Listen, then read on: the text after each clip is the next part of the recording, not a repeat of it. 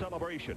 Two schools whose long football tradition no longer is captured by the black and white pages of yesteryear, but lives and breathes the color and excitement of now, the present of winners. Revived programs, new electricity, and a contagious spirit that comes from success. One from the heart of America's Dairyland, the other from the heart of Carolina's Tobacco Road. Both proud to be where hard work, drive, and commitment have put them, playing on the last day of the college football season.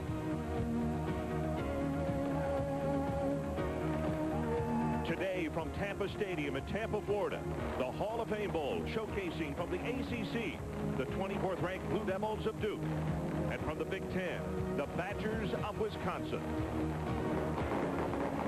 Hi everybody, Ron Franklin, and Happy New Year to you and your family. As the fireworks go off at midfield down on the stadium floor, the ACC and the Big Ten get ready to rev it up. You know, as far as Fred Goldsmith and the Duke Blue Devils are concerned, what a turnaround this year. 1993, they were 3-8. This year, they finished with an 8-3 mark and the ACC Player of the Year in Robert Baldwin. Now, Barry Alvarez and his Wisconsin Badgers last year made it to the Rose Bowl, but believe me, they're not disappointed that they're here in Tampa, Florida playing today, because Mike Gottfried, the theme of this team is we want to continue to play gold games, and particularly in the month of January. Mike, as I mentioned, it is the Big Ten against the ACC. That, to me, means muscle against finesse, or is that oversimplification? No, I think you're right, Ron. Last year, Michigan turned it into a physical football game and routed North Carolina State. For Duke not to let that happen again, they have to turn it into a finesse game. They have to get the lead, and they have to throw the football. Behind Spence Fisher, they must control the game with the pass. And then the other key is to go to the no-huddle offense and try to wear down this Wisconsin team here in the heat. Mike, what happens if you're Barry Alvarez, and what kind of game plan do you come out of their locker room with? Simple, Ron. Run the football. Just keep running the football and run it behind their big offensive line led by consensus All-American center Corey Raymer. The key for Wisconsin is to run the ball and then set up the play-action pass to Tony Simmons, a big play threat. Now, Duke will counter with an 8-man front and try to make it difficult. We have mentioned the running backs, and there are two very, very good ones, one for each school. Let's go down to the sideline, and Mike Adamley, the third member of our broadcast team, has more on them. Michael? Well, Ron and Mike, the men who toil in the trenches for that big Wisconsin offensive line will be the first to tell you that they're only as good as the guy who runs behind them. Well, the Badgers' Terrell Fletcher is better than good. He was the team's MVP, and despite toiling in the shadow of Brent Moss for most of his 4 seasons in Madison, Fletcher still managed to gain over 3,000 yards in his career. He's headed for the Senior Bowl, and he'll be the Wisconsin workhorse this afternoon. Duke counters with ACC Player of the Year Robert Baldwin. Unlike Fletcher, who's an artful dodger, Baldwin forgoes finesse for power. During his previous 3 seasons at Duke, he was used primarily as a blocker, but he has turned out to be a perfect fit in Fred Goldsmith's one-back set. Fletcher and Baldwin, 2 men who could set the tone in today's Hall of Fame Bowl. I love those running backs. Gentlemen? Well, when you see the amount of red and white in the stadium today, you might think it is Camp Randall South. 35,000 are here from Wisconsin. Honey, did you take my suits to the cleaners? I'm sorry, dear. I didn't have time this week. When there just aren't enough hours in the day, let Majestic Cleaners help. We know your time is valuable. That's why Majestic offers free pickup and delivery for all your dry cleaning and shirt laundry needs. Or stop by one of our convenient locations. Either way, top quality dry cleaning is easier than ever. So for free pickup and delivery, and of course the best professional laundry and dry cleaning, call Majestic Cleaners, serving Libertyville, Vernon Hills, and the surrounding communities. One-stop furniture source. Thomasville Home Furnishings by O'Reilly's. O'Reilly, desks, dinettes, and curios. Home Theater by O'Reilly's, located in the heart of Lake County. Why drive yourself crazy driving all over? From the moment you walk into O'Reilly's, you'll be treated to the best quality, selection, service, and prices guaranteed. And to the final delivery, we're with you all the way. Located in Libertyville's Green Tree Plaza. Open 7 days. 1-800-464-6222. But unlike last year, Mike, we have a magnificent day. There are scattered clouds and a very slight chance of rain, but the sun is the predominant figure here today as you look down on this beautiful bowl and almost filled. ACC Coach of the Year, Fred Goldsmith, for 1994. As I mentioned, 1993, they were 3-8, and they turned that number around to 8-3 this year. But, Mike, as you go back and you look at his entire career at Rice, he took over a ball club that was 2-8-1, then 5-6, and as he left the last 2 years with records of 6-5, and, of course, the season that he had this year at Duke. And Ron, those are tough jobs, and so when you look at his record, you have to realize where he's been. Barry Alvarez, his 5th season with the Badgers, 500 at 27-2. And for those that do not keep up with the Big Ten or Barry Alvarez or the Wisconsin Badgers, look at those numbers, though. When you consider that 1990, 1-10, and now look at the fortunes of this program, that they have won 16 games the last 2 years. And as I mentioned, and it's not just hype, they say, yep, they were in the Rose Bowl last year and they loved it, but believe me, they want to continue to play a bowl game in the month of January, and so they're very excited to be here in Tampa, Florida. And Ron, they came in here in their preparation. They have practiced 2.5, 3 hours a day, so they have worked very hard here preparing for this football game. A lot harder than a lot of teams when they go to bowl games. John Hall prepares to kick it off as Baldwin, the ACC Player of the Year, paces on the sideline.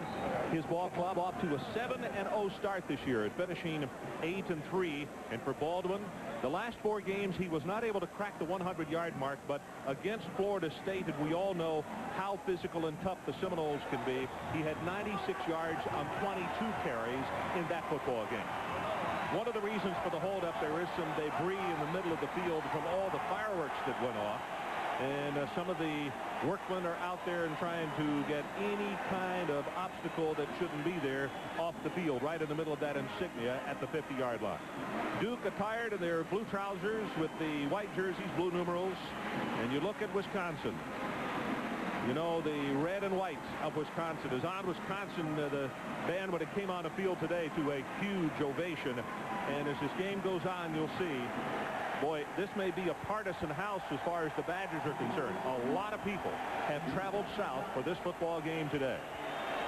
Hall to kick it off. Redmond is one of the deep men, along with Adam Geis, for the Duke Blue Devils.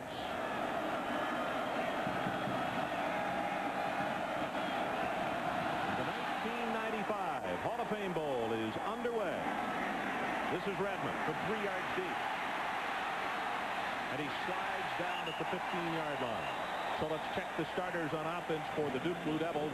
We talked about Baldwin, the ACC Player of the Year, over 1,000 yards rushing this season. The wide receivers, it's a good, talented group, but John Jensen, been a very busy guy, 22 catches in his last 2 games. And with the offensive line, they're led by an All-American at right offensive tackle, Matt Williams, out of Birmingham, Alabama.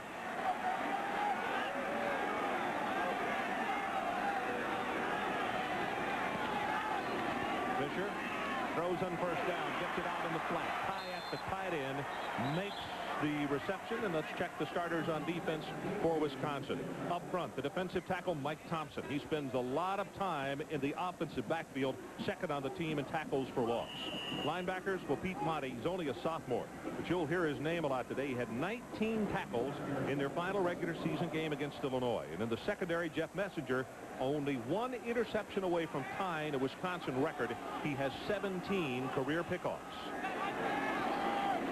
On second down, the throw right over the middle. Has it completed. Baldwin out of the backfield, and he'll have the Duke first down at the 27-yard line.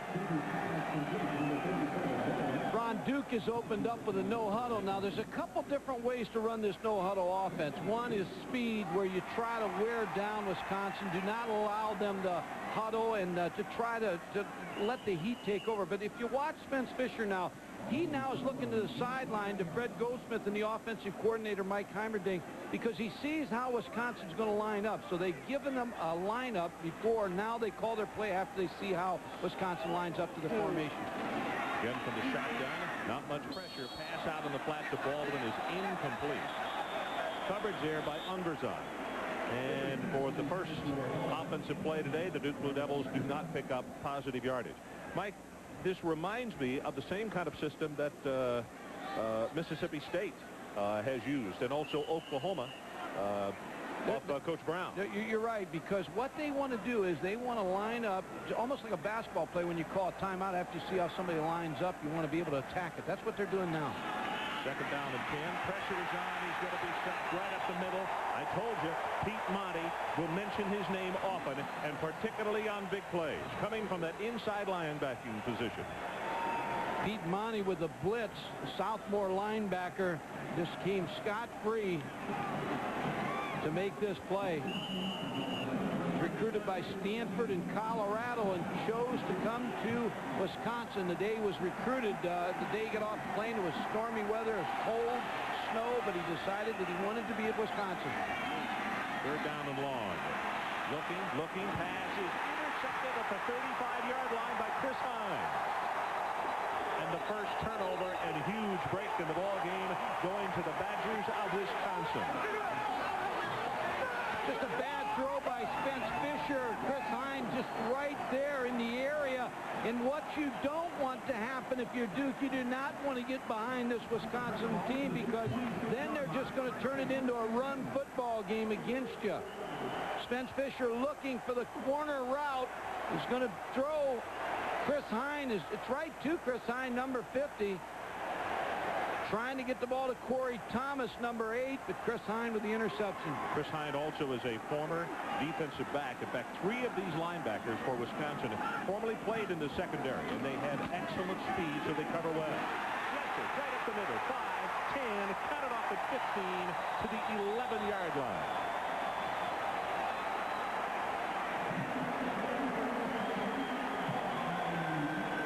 Here are the starters for Wisconsin. You just saw him. Terrell Fletcher. Anybody who can gain 192 on the Illinois defense, you better pay attention to him. And if they have to throw, he's only a freshman. Watch Tony Simmons. He really creates a headache. And in the offensive line, this is a great group, particularly on the left side, but they're led by consensus All-American Corey Raymer at center.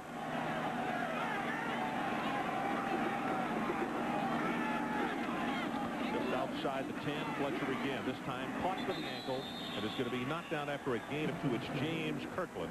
And here are the starters for Duke. Kirkland, the man we were just talking about, he leaves that team up front to the down lineman, 4th of the team in tackles for a loss. Zuanich, John Zuanich, he's a first-team All-CC, ACC at the linebacker, 2 fumble returns for touchdowns this year. And in the secondary, very talented group, and they're led by a first-team All-Conference performer, Ray Farmer, at free safety.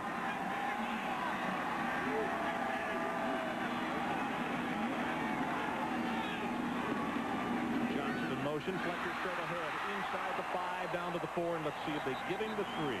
They will not. It'll be the 4. It's Abdul Alim who got a hand on him just enough to trip him up and keep him out of the end zone. Ron, this is just what Barry Alvarez wants to do on offense. He wants to control the football with that big offensive line. Corey Raymer, number 52, with the block, and just run the football right at Duke, because they've got a 56-pound weight advantage. As you look at Wisconsin's offensive line, 294 against Duke's defensive line, and linebackers 238. Big advantage, Wisconsin. Third down for the Badgers. They need the 1.5-yard line. Fletcher again, right side. He's not going to have it. That's a nice job by Jamal Ellis, and then Billy Granville came up to help out as well. What you have to do when you're outweighed that much, you've got to rely on quickness and an 8-man front. You see Jamal Ellis sneaking up as a cornerback to try to give them the 8-man front. Mike, they're going to go for it. Well, they've got a lot of confidence in their running game. Jamal Ellis, number 20, makes the tackle on that play. So here's the situation if you've just joined us. 10:40 left in this opening quarter. It is 4th down, and the ball just at the 3-yard line. They need the 1.5. Matt Nyquist is a receiver they like down here as a tight end.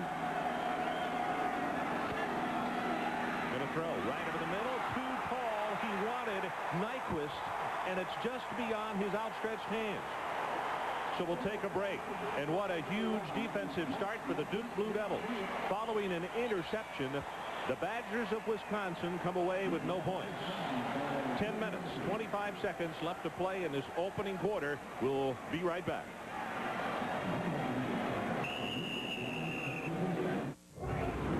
What is thy bidding, my master? There is a great disturbance in the force. Yet is battery. If you only knew the power of the dark side.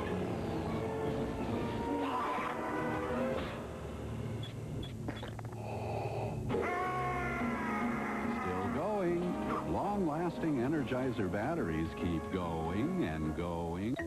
This, of course, is the very popular Plymouth Neon. And this is the newest Plymouth Neon, the 150 horsepower Sport Coupe. Considering its sticky tires, wide performance stance, and all those new horses, its greatest appeal will be to people from, let's say, 0 to 60. Plymouth Neon, they're a gas.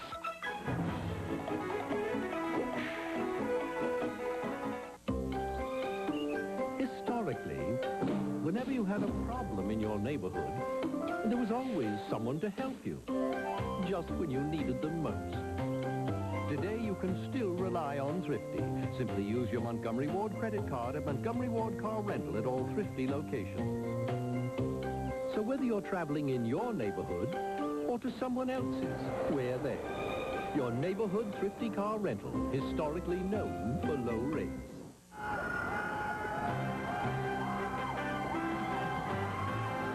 The Hall of Fame Bowl is presented by Plymouth Neon. Say hello to the frisky new Plymouth Neon Sport Coupe. And by FedEx. For documents, packages, and freight worldwide, our most important package is yours. Well, last Tuesday, Busch Gardens served up amusement rides, photo ops, as well as Fred Goldsmith and Barry Alvarez with their own version of aerobic exercise. Any comment, Mike? Well, he's not twisting right now. I mean, he's gone back to that last play because they had it open just a little bit late. Duke deep in their own territory, but they don't mind because they got the football back. As Baldwin will go straight ahead for 3, maybe 4. Here's a play, and I think it was a good call to try to hit Matt Nyquist, the tight end. He's going to just block and try to release right here. Now, Ray Farmer is going to show you how much range he has as a free safety. He's going to get over to try to make that deflection. It's just a little bit too high to Matt Nyquist. Good play fake, just a little too late throwing a football. Second down for Duke. Line of scrimmage just outside the 7-yard line. And to keep this drive going, they need it just beyond the 13. Run again. Flag goes down, and that may be Wisconsin offside. Mike Thompson was trying to get a quick start, came out of a stance, and Jimmy Harper, our referee today, will let us know.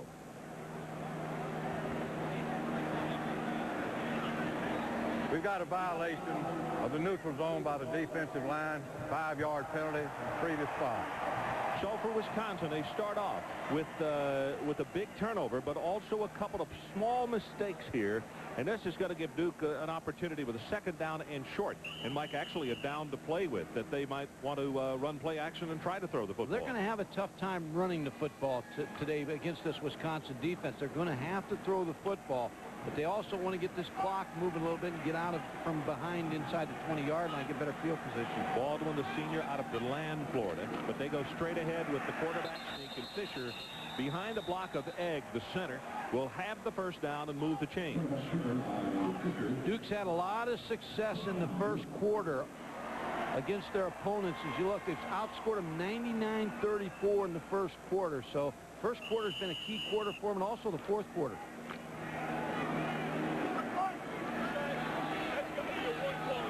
It's not like Wisconsin has not seen this kind of offense, though, because Northwestern and Minnesota run a version of it. Pass in the flat. This is going to be picked off, and there's no question about this one. Jeff Messenger has just equaled the Wisconsin career interception mark, and it goes for a touchdown. Ron, he read the eyes of Spence Fisher, and he broke on the football before Spence Fisher even threw the football. He read the eyes totally of the quarterback with a great interception for a touchdown. 19 yards officially is where he picked it off.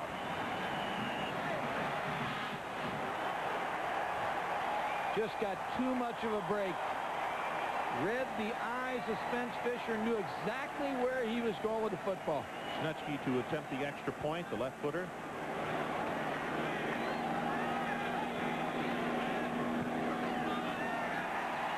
And he knocks it home, and as we go to break, one more look. Jeff Messenger, a senior out of Marinette, Wisconsin, with the pickoff. He takes it in for 6.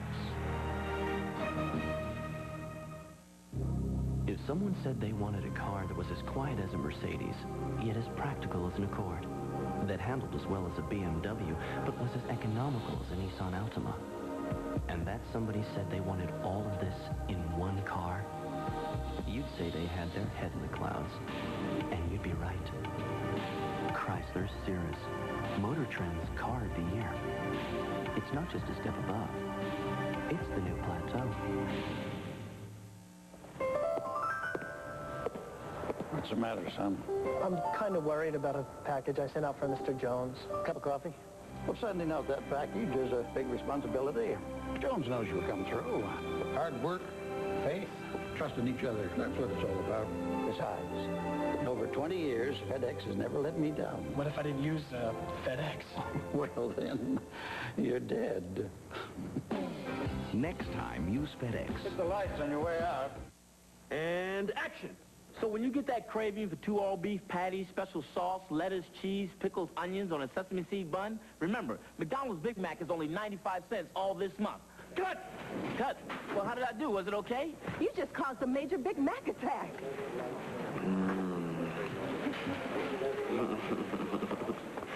Can we move on, Mr. Townsend? Sure. What's up next? Egg McMuffin. Is it 95 cents too? Just for this month. Then we'd better hurry up. 7-0 Wisconsin, and they do it with the defense. 9:04 left in this opening quarter. Well, that was good man coverage by Wisconsin. As you look at Duke's turnover margin, they've had a good success with it. But today, 2 interceptions in about the first 6 minutes of this ball game. You look at Messenger. As we mentioned, that equals a Wisconsin career interception record. 2 his first year, 3 his second, 7 his junior year, and 6 this year. Well, Ron, here's the play, and we're going to see Jeff Messenger, number 29 here, the defensive back. It's in man coverage on Bill Kayat. Now let's stop it right here. Now you see the man coverage right here. He's reading the eyes of the quarterback. He's going to break on the football for an easy interception. You see, he read it all the way. A solid job of man coverage by Jeff Messenger for the touchdown. Mike, you have to wonder if it might force Fisher to be a little bit shaky as far as mentally not wanting to throw the football. They have to throw the football, and the reason they have to throw the football is Wisconsin's got 7 in the box against them. Good protection. Lofts it over the middle, Farquhar, the tight end, and he'll take it over the 45 to the 46-yard line. And he is a huge target at 6'7", 250 pounds. 26 yards in the pass play. That's what everybody likes to do against 2-deep coverage. If you got a tight end that can run down the middle of the field, John Farquhar, number 82, he's 6'7", 250, so he's a pretty good target. But he can run to get in the middle of 2-deep coverage, and that's exactly where Spence Fisher delivered the football.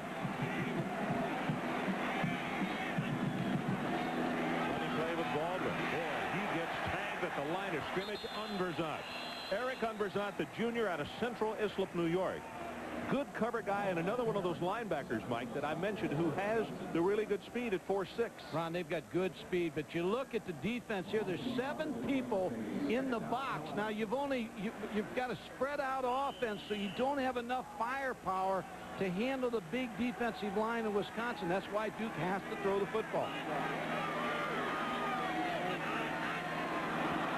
2nd and 11. The flag goes down. Big opening to the right side, and David Lohman takes it to midfield. But I think that Duke's going to get 5 free ones here unless they drew the defense offside. Again, it was Mike Thompson who came out of his stance and came across the neutral zone a little bit quick. Mike Heimerding was talking about yesterday to us about Spence Fisher as quarterback. He said he just gets better each week. 5 yards to keep it down. Ron, this is his 3rd offensive coordinator and 3rd offensive scheme in 3 years. So he really has developed a lot of poise, and he's done a nice job here. That's 2 times now he's been able, with his cadence, to draw Wisconsin off. 7-0 if you've just joined us. Wisconsin on top. That's Mike Heimerdinger, the offensive coordinator.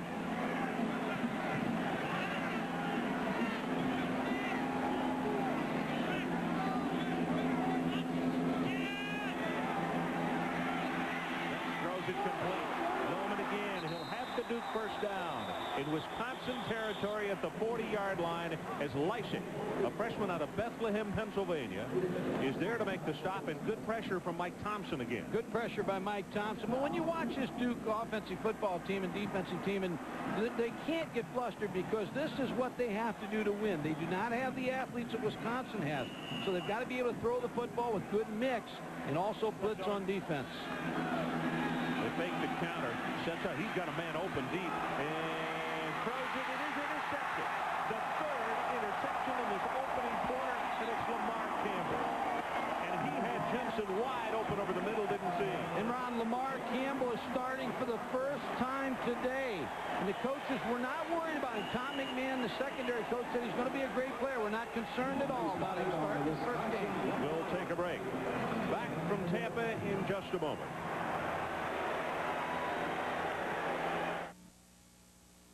Doing what you like could be a lot more fun.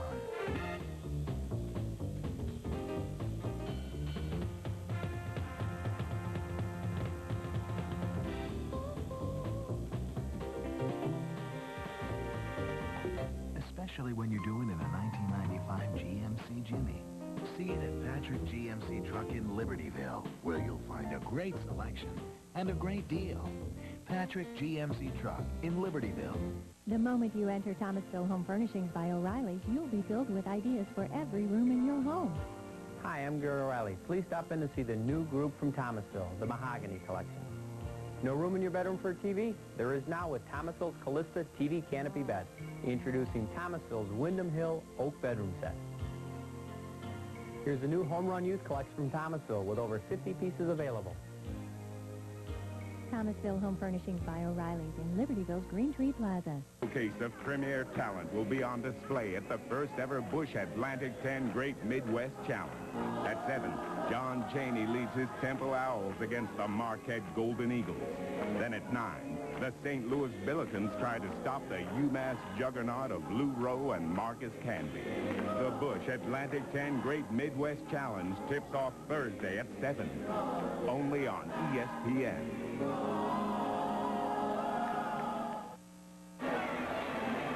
Wisconsin 7-0 leading Duke. We're only in the first quarter, but the Wisconsin secondary has now intercepted 3 passes. And we're the midway portion of this opening quarter. Bevel with a running play to Fletcher. And you see Fletcher gets knocked back hard by Holsey. Bernard Holsey, a junior out of Cave Springs, Georgia. Now coming on the field, Ron, is number 82, Tony Simmons, who's a big play receiver for this Wisconsin football team. And when you look at tape and watch Wisconsin through the season, Darrell Bevel is a great ball handler, and they're running the football, having success. And it's just a matter of time till they try to go up top. Look at that average. Tony Simmons. 25.5. He's a track man. Don't give him a step, because that's all you'll watch are his steps. And he's open, but they throw it to the track man. The tight end is Roan out at the 16-yard line, and Granville is there to make the tackle on him. Michael Roan is a big tight end also, 6'4", 245. It does a lot of blocking in the running game. A good receiver out of Iowa City, Iowa. Darrell Bevel with a nice throw here. He did have Tony Simmons wide open down the field deep, but he just couldn't. You see Tony Simmons at the top. He's wide open, but just couldn't get squared up to get him the football. Mike, the thing on Roan, he's had an ankle injury all year long, and the coaches said they're really happy for him because he's finally healthy. Finally 100%, and it's taken him the entire year. They pull the guard to get the block outside, but not Abdul Aleem as he sneaks up to make the tackle. Nice job defensively, and there was a flag down. That's a good tackle by Zaid Abdul Aleem, number 27. We got holding during the run, offensive line, 10 yards from previous spot. Big concern you have to have if you're Wisconsin coming into this game is the umpire. Because he's a Southeastern Conference umpire, he's not used to your style of play. You're a big run team, and Barry Alvarez will try to work that umpire starting from this first quarter on. That's a good point. And this is a very, very good crew, veteran crew. Jimmy Harper, and of course Butch Lambert, veteran of the Southeastern Conference, is the umpire. .6:18 left to play, opening quarter. Wisconsin 7 and Duke nothing. The Badgers with 3 interceptions in this opening quarter, so we haven't seen much of the offense. Bevel dumps it off to the safety valve, and Fletcher tries to put a move on, gets it to the 16, and he is going to be tackled there. It's going to be 11 yards to pick up the first down. As Zuanich is there to put the stopper on it. I like Terrell Bevel because he's an excellent ball handler. And when you get the running game going, the quarterback, if he can hide the football, then you've got some open pass receivers behind the linebackers who are playing the run. Terrell Bevel threw for 60% of his pass completions this year, 16 touchdowns. And they're very successful when he does not throw interceptions. In fact, they're undefeated, 12-0 when he does not throw interceptions, right? Going to go up on top, looking for Simmons. He's got it at the 40 and down to the 33-yard line. Ellis could only hold on for dear life. When you're playing against a team that can control the football, running the ball with a big offensive line, what a weapon you have with Tony Simmons, who's a freshman on the outside. Take a look first at the protection that it's given Terrell Bevel to throw the football. Now here's the coverage. Jamal Ellis, a very good cover corner. Just Tony Simmons has such great speed.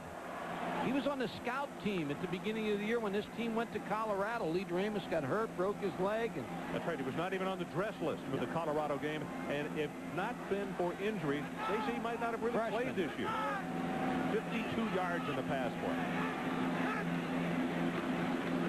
Draw play to Fletcher. Nothing inside. He tries to bounce it outside, and Duke with a nice job defensively. And let's check in with Mike Adamley. Mike? Well, Ron, the Badgers offensive line likened themselves to a brotherhood. They have a motto, 5 as 1. And the left side of the line is especially impressive. Mike Verstegen, the tackle, Joe Rudolph, the guard, Corey Raymer, all three of them were all Big Ten. Between them, 109 career starts. The bad news for Barry Alvarez, they're all seniors, and that'll be a lot of experience he'll be missing next year. That's right. There'll be a lot more food left at the team meals, but maybe not quite as much protection. That's a good line there, Michael. Second down and long, out in the flat, and it was just overthrown. That's probably the worst one that he's thrown. He just got happy feet and let it go. Huntley, the intended receiver. Kevin Huntley's an interesting story also as a wide receiver backup. He's a freshman. No, he's out of Fremont St. Joseph High School in Fremont, Ohio. No one recruited him. He visited Notre Dame on a track scholarship. Barry Alvarez found out about it and brought him in, and he started as a freshman also. Well, Tony Simmons has come back into the lineup, and Huntley will check back in as well as J.C. Dawkins comes out. So with the third down and 9, do the Badgers choose to go on top to the Speedy Simmons again? We'll see. Too tight in a line, but only one setback. Over the middle. So he went to Tony Simmons, and a nice job as it was tipped by Ray Farmer. Ray Farmer already in his first quarter with 2 very, very big, important defensive plays. Ray Farmer's an outstanding defensive back. He's like a linebacker at great size. They tried to get the ball to Tony Simmons. Ray Farmer, 6'4", 220, started his career as a tight end. Good interception, or good deflection on that pass. Now they're going to go for the field goal, but the holder is not on the field. Bevel had to come back out, and the field goal attempt is going to be a 48 yards from the far hash mark. Got the distance. He's good. So Wisconsin, with 3 minutes, 59 seconds left to play opening quarter, goes on top of Duke by a count of 10-0. Well, tomorrow, college basketball, 7:30 Eastern time. Purdue against Michigan. Big Ten basketball. Back as the Boilermakers, led by Ponzo Martin, take on the Michigan Wolverines. Then at 9:30 Eastern time, it is SEC action beginning with Eddie Vogler's South Carolina squad facing off against Mississippi State. All tomorrow, right here on ESPN. Ron Franklin with Mike Gottfried and Mike Adamley. And it's great to have you along as this football day begins here in Tampa, Florida, the Hall of Fame Bowl. And next year, Mike, interesting that number 3 SEC against number 3 Big Ten in this matchup as a new contract has been signed.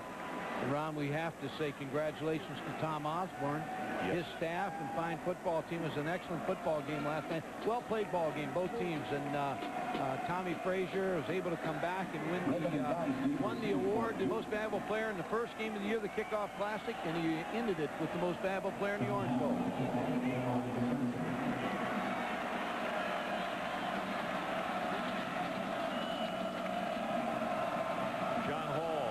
Will kick it off for the Badgers of Wisconsin, up 10-0.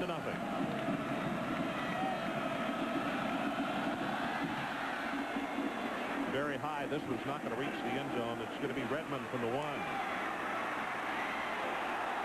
to the right, and good heavens, what a hit at the 16-yard line. And it's Cascadden, one of the reserve linebackers, who comes in and really racks him good. Well, here are the possessions, Mike. What do you surmise from that? Well, the last drive was a pretty good drive by Duke. Just Spence Fisher tried to force one deep to a receiver that was not open. You were right. John Jensen was open. He just picked the wrong receiver. Starting positions for Duke in the ballgame. 15, their own 3, their own 20, and their own 17-yard line. Baldwin hit hard at Mike Thompson, who has been quite a force in the early going. That down 3 of the Wisconsin Badgers, and he's the first guy to get there.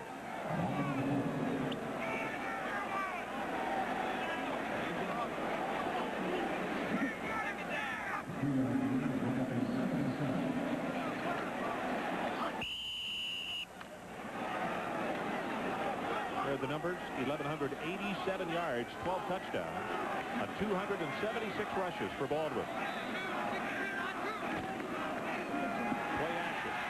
Wanted to go to the left side, throws, and a comeback, and it's incomplete at the 28. Campbell with the coverage on Corey Thomas. And Mike Thomas again coming with pressure, and you know he's got to be, speaking of Mike Thompson, a very special player to Alvarez, as he is the first kid who committed to him after he came to Wisconsin as the head coach. And I don't think his head coach has been disappointed. This will be his last, though, wearing the red and white. He's a senior out of Portage, Wisconsin.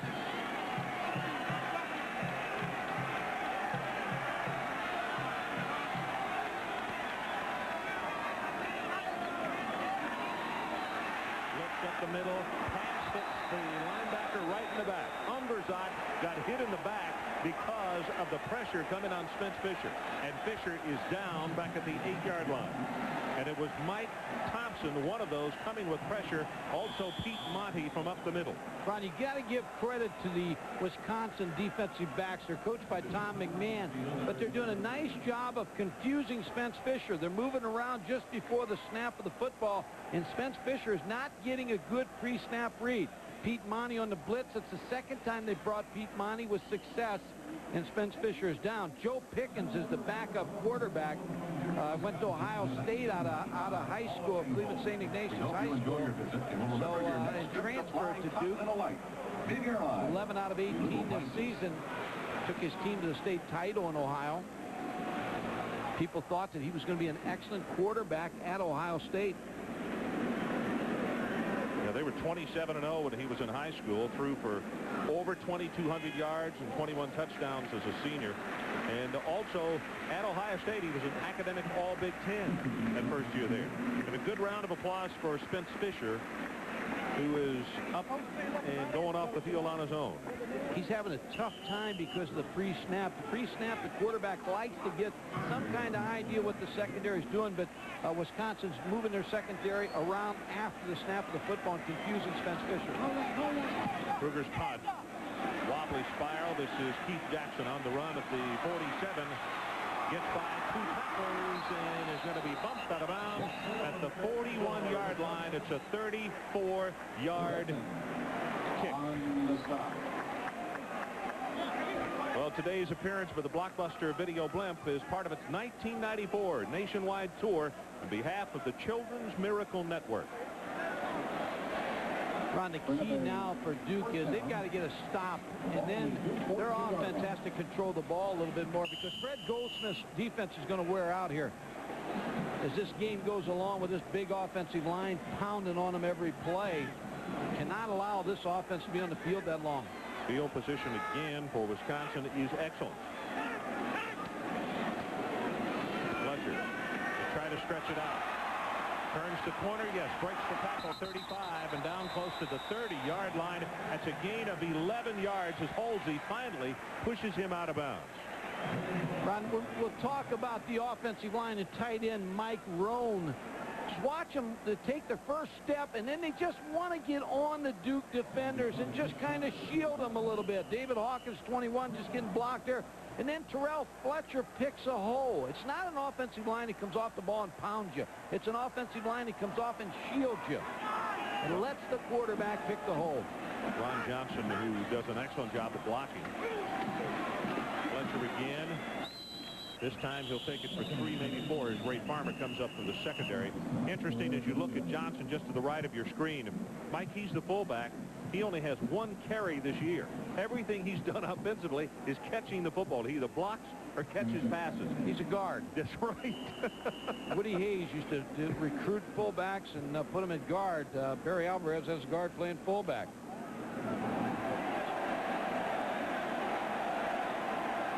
Second down as we're about to go into 2 minutes left in this opening quarter. Now the skies darken here in Tampa. There he is. They throw to the fullback, and you see why they throw to it. Nice job by Ron Johnson. He juggled it for a moment, but Zuanich is there to make the tackle. The flow went right. They got the fullback out to the left, and the play was executed perfectly. Well, this is the biggest nightmare you can have if you're Duke, is if they get the running game going, then everything else happens. So number 22, Ron Johnson, comes in motion. Looks like he's going to block, and that's what happened to the linebacker for Duke. He lost him, and now Ron Johnson comes out in the flat, bobbles the football, and catches it for the first down. Zuanich, number 26, is there to put the stop on him, but it is first down for Wisconsin, and this time they'll be stopped for no gain as James Kirkland makes the stop. Mike Adamle, what do you have for us? Well, Ron, when Spence Fisher was hit on that last blitz, he slightly twisted his neck. He was examined by the trainers, and they think he's okay. He should go into the next series, but if not, just in case, Joe Pickens is warming up, but Spence Fisher, the injury not serious. Okay. Mike, probably the thing that we've observed up here, and you've seen on the sideline as well, is the fact that he has taken a hit on every play that they've thrown the football. It's been that kind of pressure.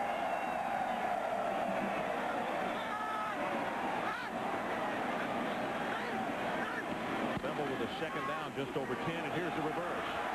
Huntley gets a block, and now flags 1, 2, 3, 4. That's going to be a clip at the 19-yard line.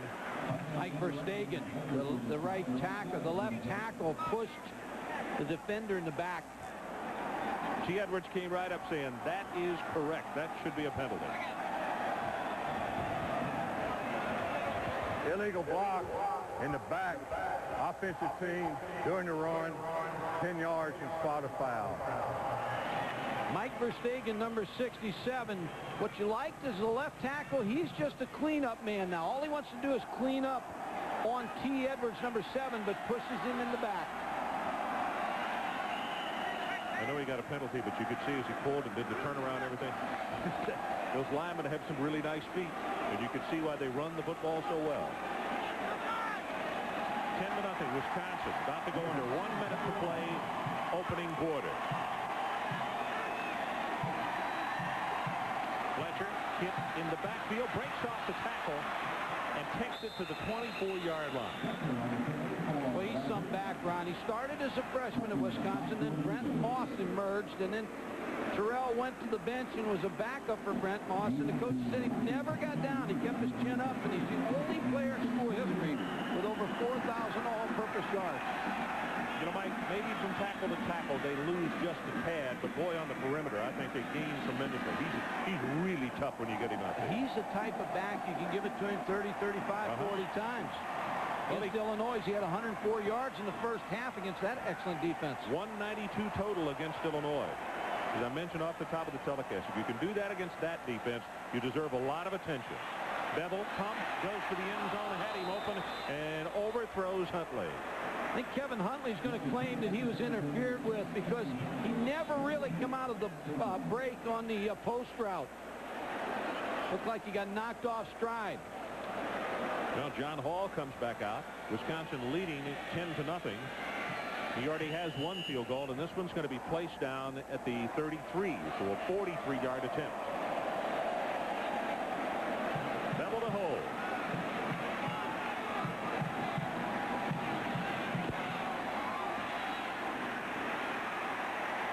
Just like most everything else for Wisconsin today, it is right down the middle. 13-0. Badgers on top. 4 seconds left in this opening quarter.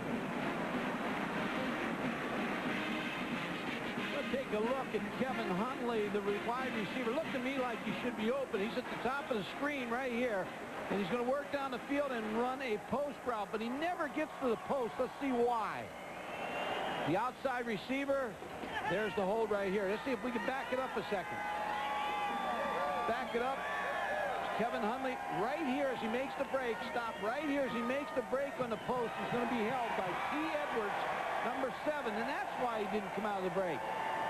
There's the little grab, the little hold, and he's wide open if he comes out of that break, Ron, but he was held. And he had a legitimate complaint. Regardless, Wisconsin 13-0 first quarter. About everything they've dialed has been... But Duke has to feel pretty good because they didn't give them touchdowns. They're just giving them field goals. They're still in this ball game down 13-0, but their offense has to get something going. Possession time is great in Wisconsin's favor. Not only possession time, Wisconsin's got 128 yards in the opening quarter. And they missed an opportunity when they went for 4th down inside the 5-yard line, and Duke held. Geis will pick it up at the 1. Will not make it back to the 10-yard line as the special teams continue to impress at Silas Pratt. That's the end of the first quarter. Our score, Wisconsin 10 and Duke 0.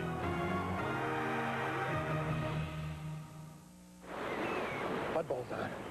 Gotta build a TV. Oh, I'm not gonna miss this. Oh, no. I'm gonna build a wide screen with color.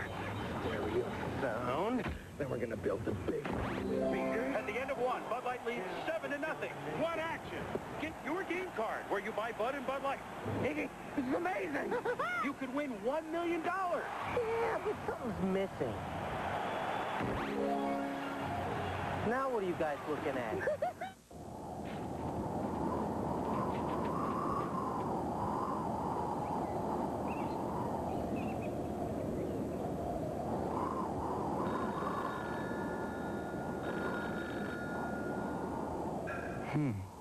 Must be a good month on HBO.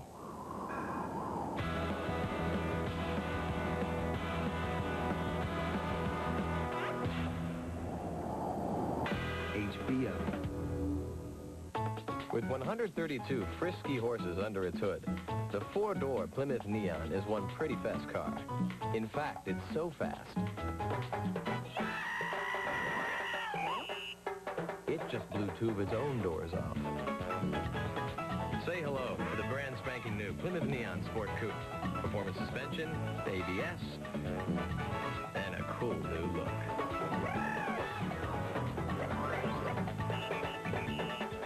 Dear car owners, some car repair shops have the same answer to every brake problem. You need new brakes. But that's not the Midas way. We'll use our written 45-step brake inspection for an accurate diagnosis. We'll explain your repair options so you can be involved in what the job will cost. And we'll give you a nationwide guarantee on brake shoes and pads for as long as you own your car. That's why it's always worth getting your brakes fixed the Midas way. The way it should be. We asked some of the hottest guys in town to trade their deodorant for Degree deodorant. Give it a shot. As your body heat rises, only Degree releases extra protection against odor. I'm going to stick to Degree. Stuff works. Degree deodorant for a higher degree of protection. When my son Reed asks about sore muscles in his pitching arm, I tell him to take Advil. It's strong, works fast, and Advil's gentle on your stomach. If it'll work on these old muscles, then I know it'll work on mine. Advil, advanced medicine for pain. Wisconsin 13-0 as we open the second quarter. Mike, the story in the first quarter has to be the 3 interceptions thrown by Duke. No doubt. Spence Fisher on the interception. First of all, Hine, the interception, Chris Hine. Jeff Messenger comes back with the interception for the touchdown. Then Spence Fisher tried to force one deep. He's got a man open. Picked off down the field by Lamar Campbell in his first start for Wisconsin. So it's been a rough quarter for Spence Fisher. Total yardage, Wisconsin 128 and Duke 50. Baldwin gets an opening, breaks by 1 tackle. He'll take it out to the 15-yard line. And Mike Thompson is there defensively to slow him up. And the Badgers with a player shaken up at the 18. And I believe that's Jeff Messenger. He was away from traffic. Yeah, it is. Well, I talked about it early in the open. Wisconsin, when they came down here to prepare for this bowl game, they did not take it easy. A lot of times you come to a bowl game, it's a reward for the players, and you maybe don't practice as hard as you do during the season. But Barry Alvarez stepped it up.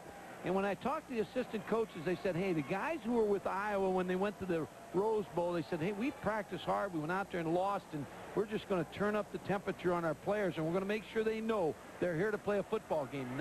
It's not a bowl game. It's a football game that we want to win. Well, I mentioned off the top, Mike, and we talked about in the opening that the theme for this team is they want to play their bowl games in January, and they're very pleased to be here. Now, I'll tell you, this is tough duty right here if Messenger is unable to come back, because as they describe him, it's the coach in the secondary. They've had to play him out of position until this year. He's had to play field corner, then he had to play the other corner. Now they've taken him to free safety. That is his natural spot. That means that Mel Tucker will come in and replace him. Ron, you just think it's a matter of time that John Jensen gets open. He's the receiver Spence Fisher likes to get the ball to on crossing routes. Baldwin, just as soon as he gets the football, Sala, number 42, the sophomore out of Woodbridge, Connecticut, just knocks the play down for a 2-yard loss. That's been the story of the ball game. If you take the start of this football game, the inability of Duke to run the football has forced them to throw the football, and the completions have not been there. Robert Baldwin gets hit before he even gets a chance to pick the hole. Gained over 200 yards against Maryland in the opener, rushing the football. Show the situation for the Dukies. They have a 3rd down, and to keep this drive alive, they need to take it out to their own 20-yard line. Pressure from the outside. Nice job of avoiding, and he's going to have the 1st down plus about 7 more yards. Rod Spiller finally tripped out Spence Fisher. But boy, did Duke ever need that play right there. It's a gain of 17 officially. When you go with a blitz, they're bringing Chris Hine, number 50, on the blitz. Your defensive backs and linebackers are in man-to-man coverage. So if you don't get to the quarterback and he gets out of that hole, which he does, all your defensive players are running with their backs turned. That's what opens it up for Spence Fisher against man coverage in the blitz. Baldwin flashes off the right side. Monty is there to make the hit. Talked a lot about Monty early, and because he's been in on a lot of plays. Last year as a freshman, Mike, he made the last big play against UCLA to help preserve the Wisconsin victory. Very emotional leader, too. Exactly. And Barry Alvarez said, you know, I knew then under those kind of conditions that this kid was a player. But his father is a coach. He has grown up with the game of football.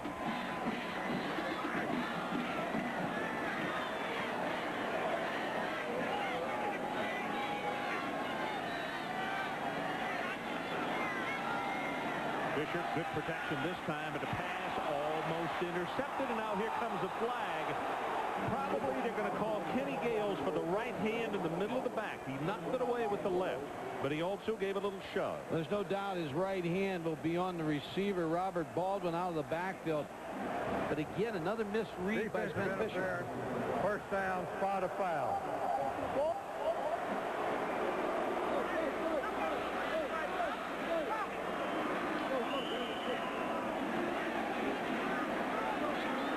Fisher got hit again on that play as Jason Manecki came from his nose guard position with pressure. But Kenny Gales is flagged for the penalty. And it'll bring it out to the 33-yard line. First down. 13-0 Wisconsin with 12:39 to play until halftime.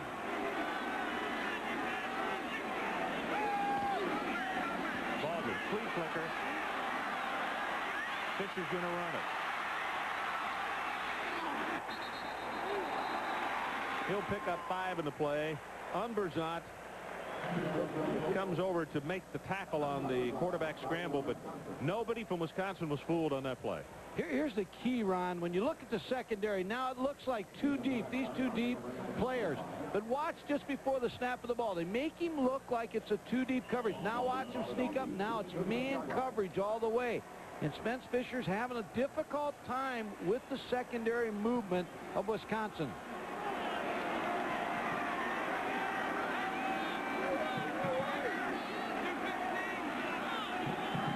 Those linebackers were up and tight, and they move them off.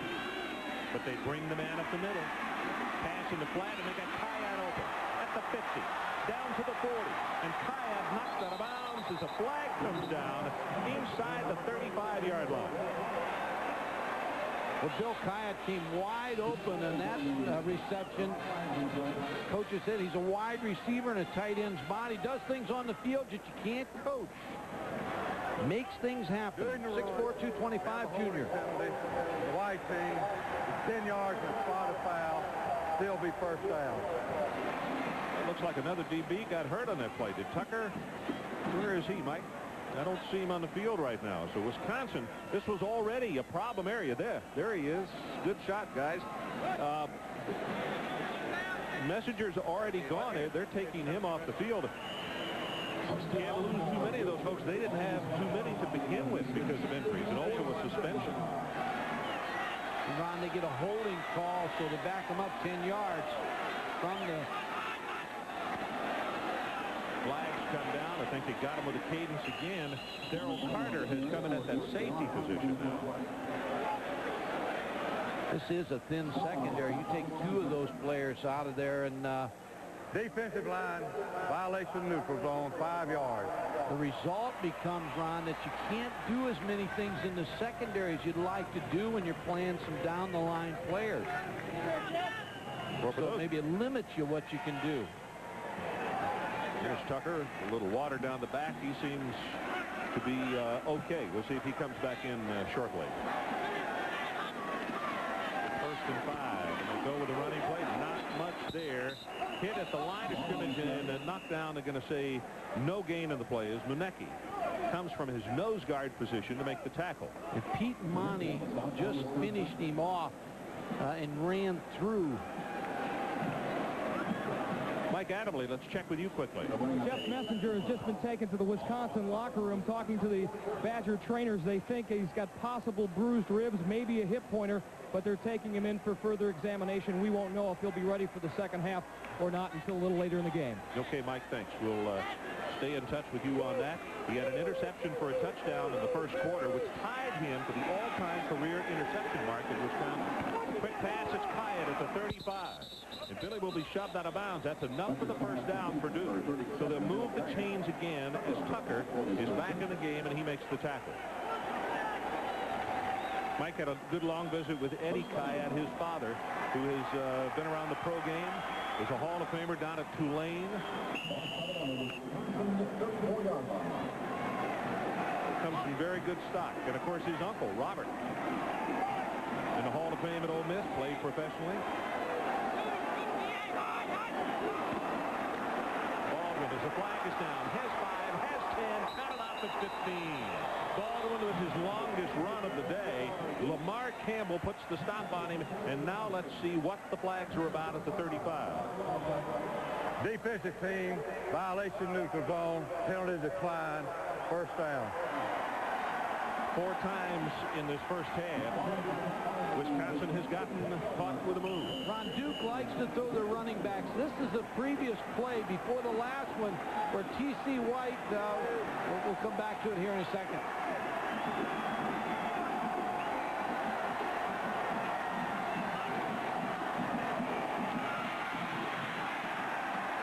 Maybe a yard. Boy, they pulled those linemen. Silas Pratt stood right there in the hole and slammed him. Here's the play. 2 plays ago, number 41, T.C. White, is going to go through, and they like to throw to their backs, but watch what the linebackers do here. There's the fake. Now they just reach out and grab him and tackle him, so that's how the back does not become a receiver for you. So they're doing a pretty good job of tackling him, but the umpire missed that last play. 11th play of the drive for Duke. They're trailing 13-0. They would love nothing better than to get 6 on the board here. Short drop pass in the flat Pyatt, and he gets nailed at the 14-yard line. Kenny Gales is there to make the hit.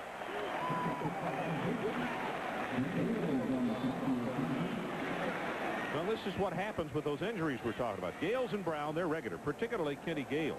But with Lamar Campbell and Melvin Tucker in the game, you got one start between them. So we'll see if the Dukies don't continue to try to pick on that secondary a little bit.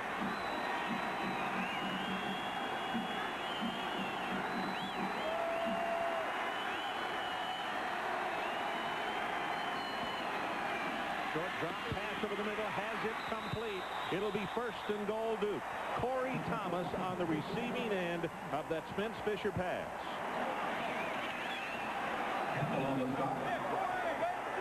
Quick slant pattern by Duke to Corey Thomas. He's going to run an inside route. The tight end's going to go outside, opens it up. Lamar Campbell with the tackle, but a good drive by Duke.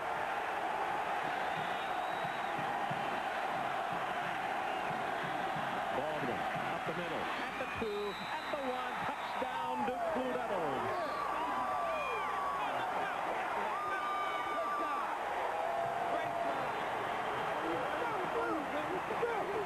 The passing game has opened the running game for Duke.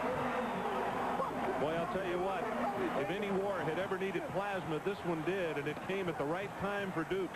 With 8 minutes and 31 seconds left until halftime, and now they can cut it to a 6-point game. Ron, nice job by Spence Fisher. Has 3 interceptions in the first quarter. Does not get down, leads his team to a touchdown. Cochran with the extra point, and he's good. So we'll take a break. 8:31 left until halftime, and our new score, 13-7, Wisconsin. At Volvo, we never cut corners. But who said you can't round them? The new 960 from Volvo, a Consumer's Digest Best Buy. You a sports fan? Then you know what this is. All the games you're missing. How'd the Chiefs pull ahead? How'd Seattle blow out the Nuggets? Well, with DirecTV, you see the action, not just the scores. NFL, NBA, college, hundreds of games you probably couldn't get before. Games only on in other cities. Hey, you want numbers? Get a newspaper. You want sports? Get DirecTV. For your DSS 18-inch dish and DirecTV, see your RCA dealer. This year at school, we started a green team. Reduce, reuse, recycle. We did tree planting and paper recycling. But Norman had the best idea. Railback renewal. Alkaline batteries that are reusable, like 25 times. But not like old-fashioned rechargeables. Renewables are alkaline, so the charges last longer. And reusable. So the environment lasts longer. Cool. Smart move, Norman. Railback renewal. Reusable alkaline batteries. Smart move. Some cars you can talk about. Some cars you can read about. And some cars you simply have to experience. The new 960 from Volvo.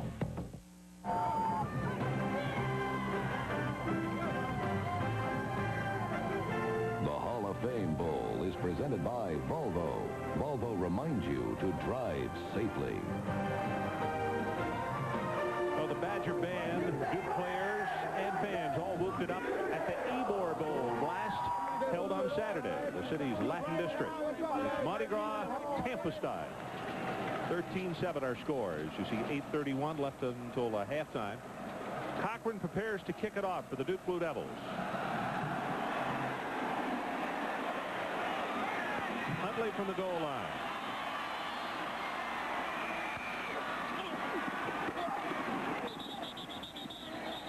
And he'll take it out around the 22-yard line as J.D. Lewis on the special teams. Gets over to make the stop for Duke. 13 plays, 90 yards, 633. 7 runs, 6 pass. Baldwin with the touchdown run. And Mike, the great thing there is for 6.5 minutes the Duke defense got to rest because they had played the bulk of the first half until then. I think the other point too, Ron, is Spence Fisher. You know, you throw 3 interceptions in the first quarter, but you come back and lead your team on a drive to get back in this football game. So he didn't let his he didn't get himself down. He stayed up and brought his team back.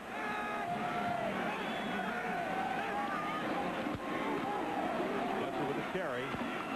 We'll have 4, and let's check in once again with Mike Adamle. You know, Ron and Mike, when Brent Moss was convicted of possession of cocaine back in November, Barry Alvarez had no choice but to dismiss him from the team. As this graphic illustrates, Moss was an integral part of Wisconsin's return to football glory and, of course, last year's Cinderella season. For Alvarez, one of the toughest decisions he's ever had to make. We'll have more on his thoughts in a moment. Personal foul, defensive team, 15 yards, automatic first down. 15-yard personal foul as there was some shoving after the play was over. Fred Goldsmith very concerned as he comes up thinking, hey, we finally have gotten momentum shifted a little in our direction, and this is the last thing that we need. Wisconsin doesn't need field position. They've already proven that today. And all Fred Goldsmith wants is a number. Wants to know who it's called on so he can take the action that he needs or just talk to the player, but that's what he's trying to get from the officials.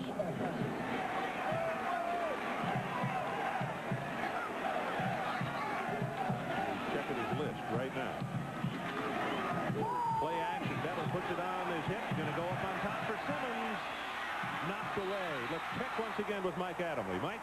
Yeah, to continue the Moss story, it's to Wisconsin's credit that they didn't fall apart after hearing the disheartening news. Here's what Coach Alvarez had to say. It was a shock to all of us. No one ever wants that to happen. Unfortunately, in our society, it does happen.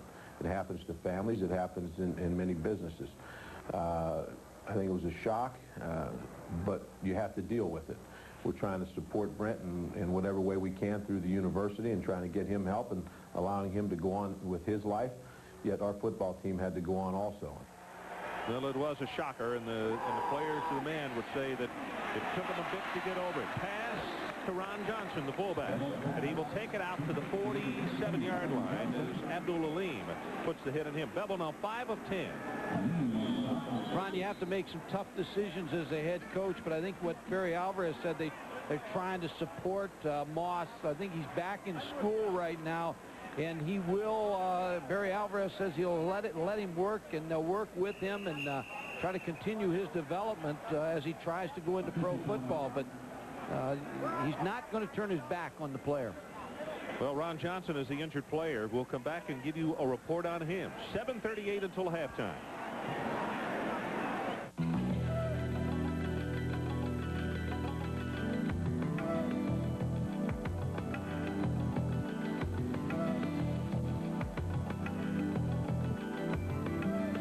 Some of the world's most advanced safety innovations are now available in this handsome carrying case. The new 960 from Volvo, a Consumer's Digest Best Buy. Come to a place where magic really exists, where people breathe underwater and float on the air, where one person feels like two and two people become one. Visit the beaches of St. Petersburg, Clearwater, just 90 minutes from Walt Disney World's Magic Kingdom. For a free visitor's guide or to make hotel reservations, call 1-800-345-6710. St. Petersburg, Clearwater, where the magic lasts a lifetime. Billions of years ago, the only place to get a nice gift was the airport. A good meal? The airport. Rent a wheel? The airport. That's why Thrifty Car Rental opened in your neighborhood. Now we're making it easier than ever before to rent really great wheels at very neighborly rates. And if you're at the airport, we're in that neighborhood too. Your neighborhood Thrifty Car Rental, historically known for low rates. 13-7 our score as Wisconsin leads, but they have come up with still another injury. They've had a couple of defensive backs that have gone down, and now Ron Johnson, the junior starting fullback out of Camden, New Jersey, who we commented about. He carries the ball rarely, but he's a really fine pass receiver, and you can tell that right knee has been injured. And now we'll see, will it be Jason Burns, or will they take Matt Nyquist from the tight end position and put him back there?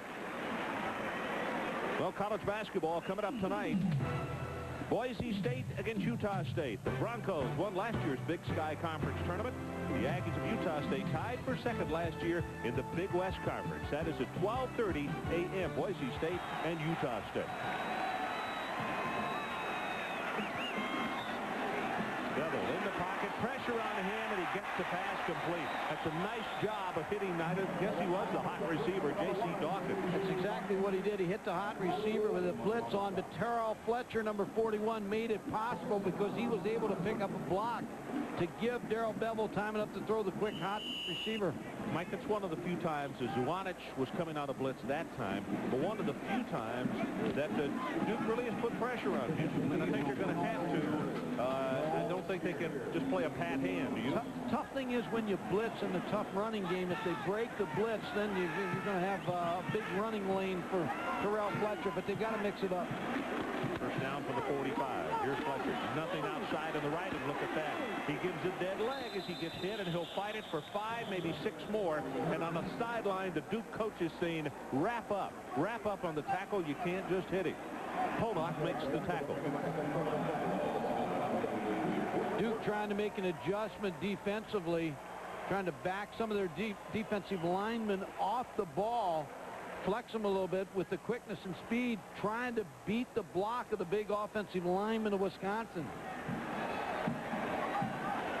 Well, that's a really good second effort by Fletcher. And what should have gone for no yards is a pickup of 5. Jason Burns is in at fullback.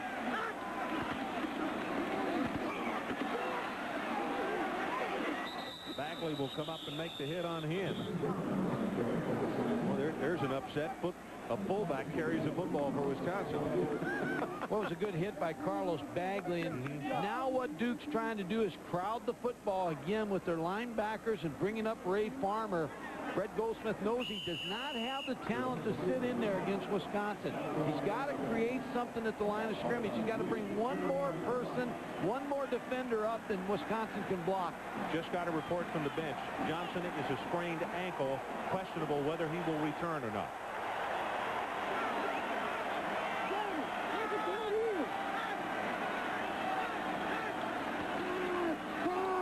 Bevel near flag. Has it complete at the 30. J.C. Dawkins again. Tony Simmons is getting a lot of attention, so they've decided, hey, we got single up on Dawkins. Let's go to him. Well, Darrell Bevel, when he came out of high school, out of Scottsdale Chaparral High School, nobody really recruited him.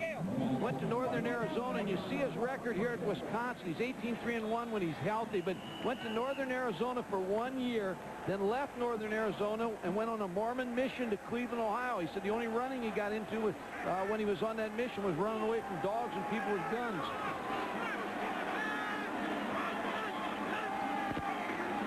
Fletcher, that's the zone play, bounces it outside. 5, 10, 15, 20, cuts it up, he'll score, and let's check the marker as he is taken to 29 yards, but there is a flag at the 27. Who's it against?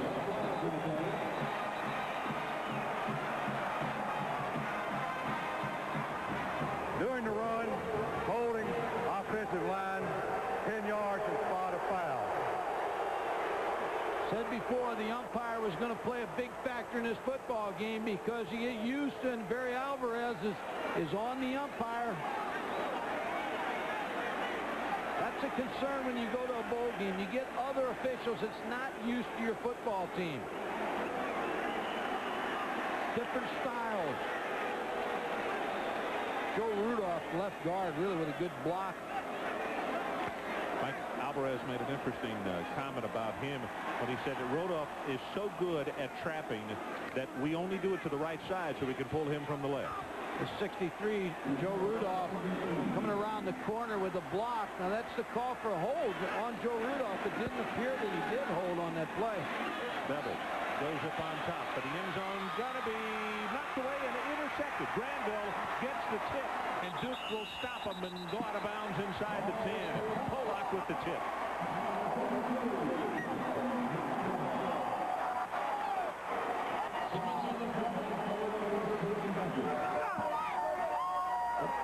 So there's a timeout on the field. 13-7 Wisconsin. We'll be right back.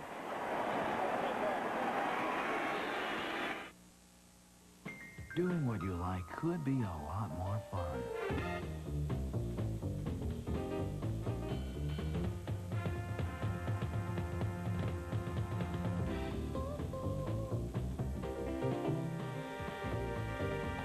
Especially when you're doing it in a 1995 GMC Jimmy. See it at McGrath GMC Truck in St. Charles, where you'll find a great selection and a great deal. McGrath GMC Truck in St. Charles. Great mysteries. Hold in my hand the clue. Great minds. Hello, Sherlock Holmes. Great Mondays. It is as I suspected. Sherlock Holmes and Lovejoy. Crime and punishment. Back-to-back sleuthing from the masters of whodunit.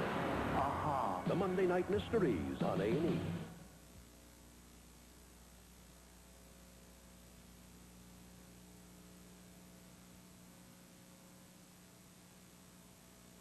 It all comes down to one great play, that single decisive moment when the incredible becomes reality. Now it's time to choose the best of the greatest, the ESPY Award, given in recognition of exceptional performance. Tune into SportsCenter or hook up with ESPN Net on Prodigy to cast your vote for the outstanding plays and performances of 1994, the ESPY Awards. Presented by General Motors. This time, you make the call. 13-7 Wisconsin. Couple of important plays, Mike. Well, Barry Alvarez is still upset, but we're going to watch here Joe Rudolph against T. Edwards, number 7. But watch number 7's jersey come out here. There's the hold right here. Now, maybe a cheap hold, but at least the jersey came out. Now, here's the interception. Ball really off Pollock, comes off his knee. World Cup. And Billy Granville with the interception. Poorly thrown ball by Darrell Bevel. Again, trying to get it all back. Barry Alvarez working these SEC officials. 39, Pete Diatalidi comes in the ballgame, and I hope he makes a play for Mike just to do his name. Pete. 13-7 Wisconsin. Duke trying to come back. A little momentum here. Baldwin breaks the tackle and still fighting. He'll take it out to the 13-yard line. Jurowitz is there defensively for the Badgers. Little more success here in the second quarter running the football, but it's because Spence Fisher was able to open that defense up throwing the ball. Good look at Matt Williams, number 78, second-team All-American, senior out of Birmingham, Alabama. 6'5", 280. He's one of the 3 captains on this Duke team. He got him with the cadence again. Baldwin will take it. Yeah, he's going to have the first down. And even if he didn't, they were going to pick it up by penalty. That is 5 times in the first half that the quarterback has gotten Wisconsin with cadence. And, Ron, you're going to see a substitute here because... Defense, violation, 5 yards, first down. Rod Spiller's coming off the field. And what Barry Alvarez and his coaches are going to tell his defensive lineman is, hey, there's no excuse for jumping off sides just because the cadence. You look into the football and you go when the football moves. No excuse for that. Jason Manecki comes in replacing him. So it is a first down for Duke. Clock runs about to go under 4 minutes until halftime. 13-7 Wisconsin.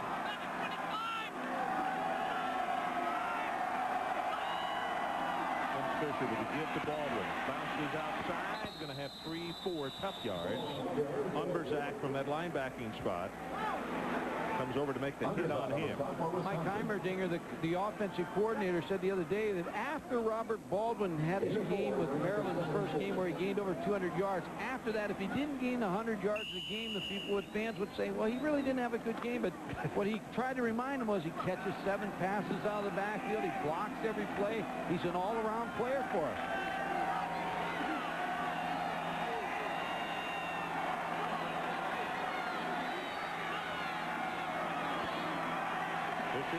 Protection breaks down, gets his pass away, has it complete, and let's go down to the sideline to Mike Adamle with a very special guest. Mike, who do you have with you? Well, Ron and Mike, Donna Shalala is a member of President Bill Clinton's cabinet, Secretary of Health and Human Services, a former chancellor at the University of Wisconsin, and responsible for hiring both athletic director Pat Richter and coach Barry Alvarez. Well, that's right. We wanted to do it right at Wisconsin. It really required a change, and I learned a lot about athletics and about universities in the process. You're unabashed, aren't you, in your devotion to Wisconsin? I'm unabashed. In Washington, I have to be a little bit less partisan, but here I can be a Wisconsin fan. Donna, thanks for joining us. Happy New Year. Enjoy the rest of the game. Thank you very much. Okay, Mike, thanks very much. Ron, I don't think they picked this first down up. It's very, very close. It's going to be close. The linesman came charging in. T.C. White got the handoff. Diatalibi was there to put the stop on him. Now, I think you're right from where that football's been marked. You're not in four-down territory here, are you? Pump the football. Interesting. The wind has changed a little bit. It's gotten cooler and overcast in Tampa. They're going to go for it. Or try to draw Wisconsin offside. I think that's what Barry Alvarez was saying with the palms down, and that is be calm, don't jump.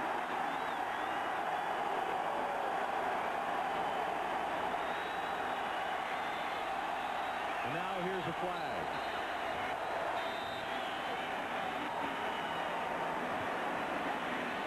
Delay a ball game against Duke. Ball snap. Delay of the game.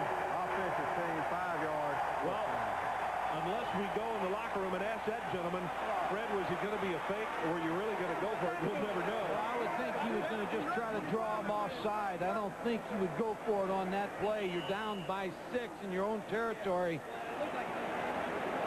The wise decision is punt the football. Kruger, 1 punt today, 34. His average on the year, 41.9. His longest, 60. This is a good driving spiral. Keith Jackson from the 32. Got a wall. Oh, gets a good block at the sideline and is tripped up. Down at the 44-yard line, Donald Hayes is the man who had the good block to spring him. And a flag is down. Let's check that at the 33. Doing the run back, clip on the red team. Red team, 15 yards from the end of the run.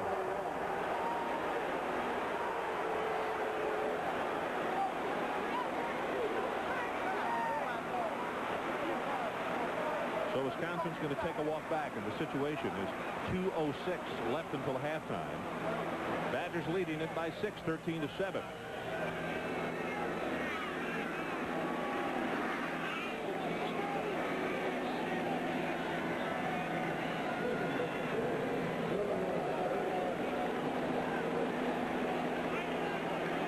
Mike, look at this number on what has happened in his first half of play as far as infractions. 9 Wisconsin penalties, 2 against Duke for 25, but that's a lot of markers. 5 of those are jumping offside. I think what you'll see is Barry Alvarez, when it's halftime, he'll go out and talk to the referee on his way out just to make it a point of what's happened here in the first half. Well, we got a commercial break. We'll take it with him. 2:06 until halftime. Look, I appreciate the fact that fast food is fairly inexpensive. I know it's convenient and all that, but if I'm going to give you 99 of my cents, you're going to have to give me more than just some burger. I mean, is it a Whopper? Is it flame broil or is it fried? Can I get it how I want it? Or am I going to be scraping gobs of secret sauce off the bun? I mean, I can get a roll of duct tape for 99 cents. Doesn't mean I want to make it my lunch. The 99-cent Whopper, now at Burger King. Every day, we all find a way. A promise made, a promise made.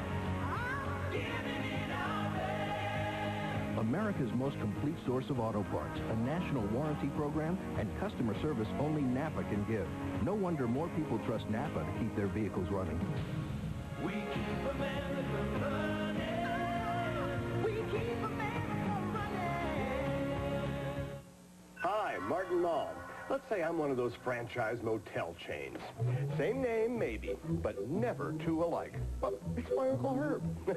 Now, let's say I'm a Red Roof Inn. Well, what do you know? Exactly the same. Because all Red Roof Inns are company-owned, never franchised. So you can count on a great room at a great price every time. For a great room every time, hit the roof. Red Roof Inns, call 1-800-THE-ROOF. That's lunch. 2:06 to play until halftime. Wisconsin 13-7. Look, hovering over the stadium there. The Blockbuster Video blimp, and it's promoting the Give a Kid a Lift program, sponsored by Blockbuster Video and benefits hospitals for children throughout the United States.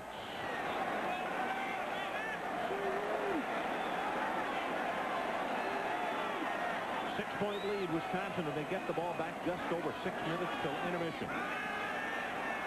Bevel wanted to go on top, throws the comeback, and it's short at the 35-yard line. He had Simmons there. Pass just a little under. We talked about Terrell Fletcher. He attended Northern Arizona as a freshman, then took 2 years off to go to the Mission in Cleveland, Ohio, the Mormon Mission, and then Brad Childers, who's the offensive coordinator here at Wisconsin, coached at Northern Arizona, stayed in touch with him and talked him into coming to Wisconsin to be the starting quarterback. In his first year there, they were 5-5 as a starter. He had a separate shoulder this year, and then a lot of people think it's affected his throwing motion. Well, Wisconsin's going to be charged with a timeout here as they could not get one more player on the field. They only had 10, and will stay right here. And a little bit more on Darrell Bevel. The doctors, the staff who work with the players say that they were truly amazed how tough he was, because the third-degree shoulder separation on a right shoulder, when it happened in the middle of the season, most quarterbacks never really come back, and he has not only weathered it, but he has come back and played very well.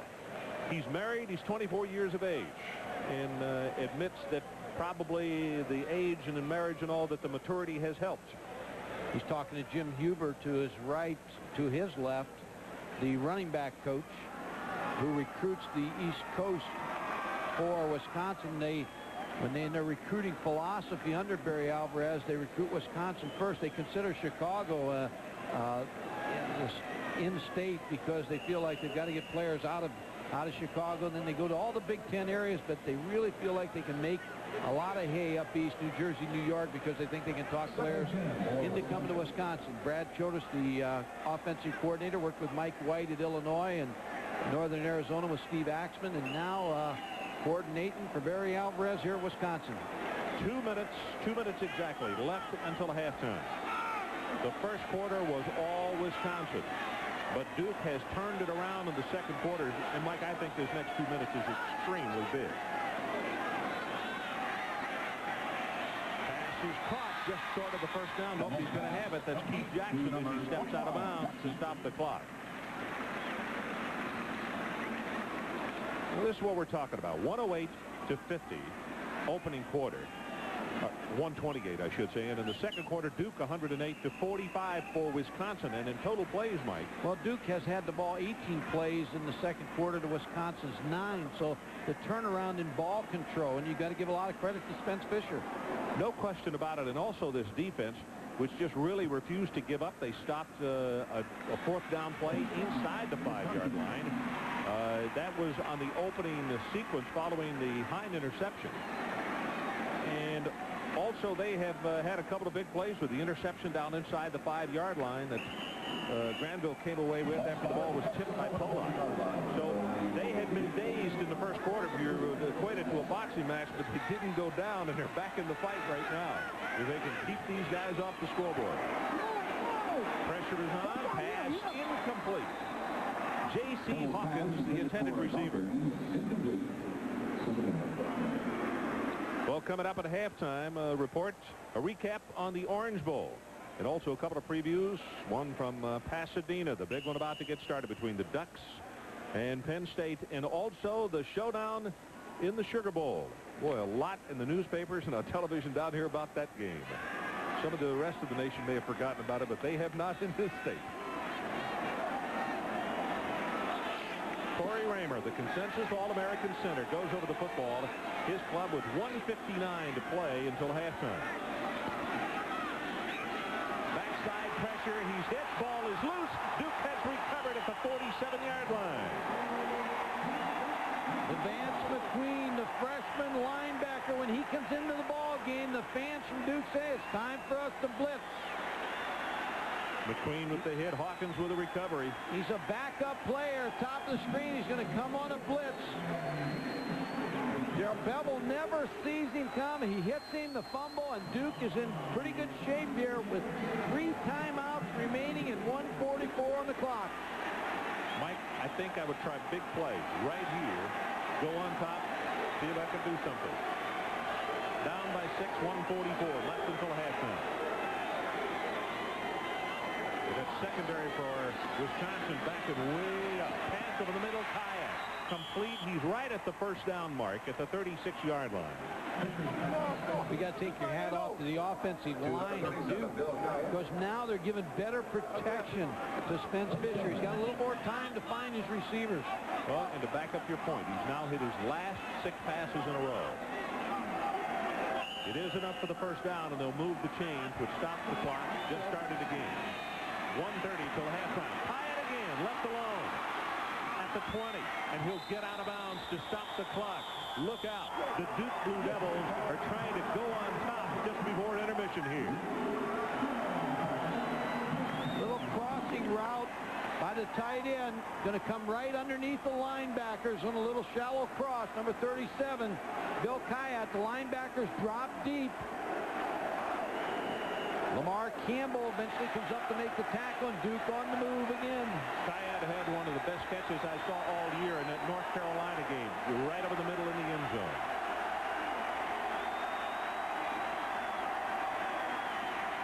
Straight ahead with a running play. And the clock at 1:17 and now 1:16. Baldwin is tackled by Benetti. Fred Goldsmith has been able to pick on this secondary with the injuries that they've had here in the first half. Kevin Cosgrove, the defensive coordinator for Wisconsin, wants to get to that locker room so he can get his players back. Under 1 minute until halftime, and Duke has all 3 timeouts left. Short drop this time. Ball is tipped at the line of scrimmage and almost intercepted.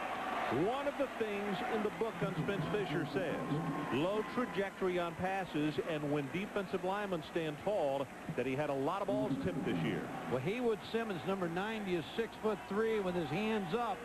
He's able to knock the ball away. Tell your defensive linemen to get their hands up in the air as they rush the passer. Normally on a short drop like that, that's the reason the offensive linemen chop. Well, they want to chop them on the quick 3-step drop. You do not want their hands up in the air. Third down. Line to make is the 7.5, and Duke will use one of their 3 timeouts, so we'll take it with them.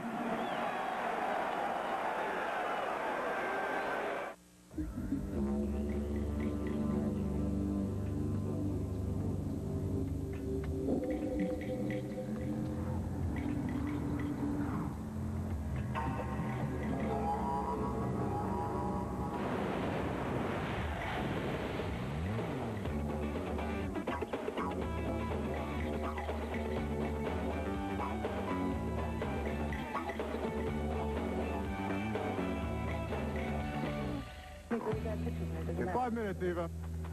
Okay, you ready? You look great. Couldn't do without you, Lee. Especially after That's what I'm here for, huh? A few weeks ago, I was getting Eva ready for her close-up when I noticed something. Dandruff. So I told her about Head & Shoulders. The regular shampoos just rinse flakes away so they can come back. Head & Shoulders helps prevent flakes from even forming. You see the difference? Mark, you look beautiful.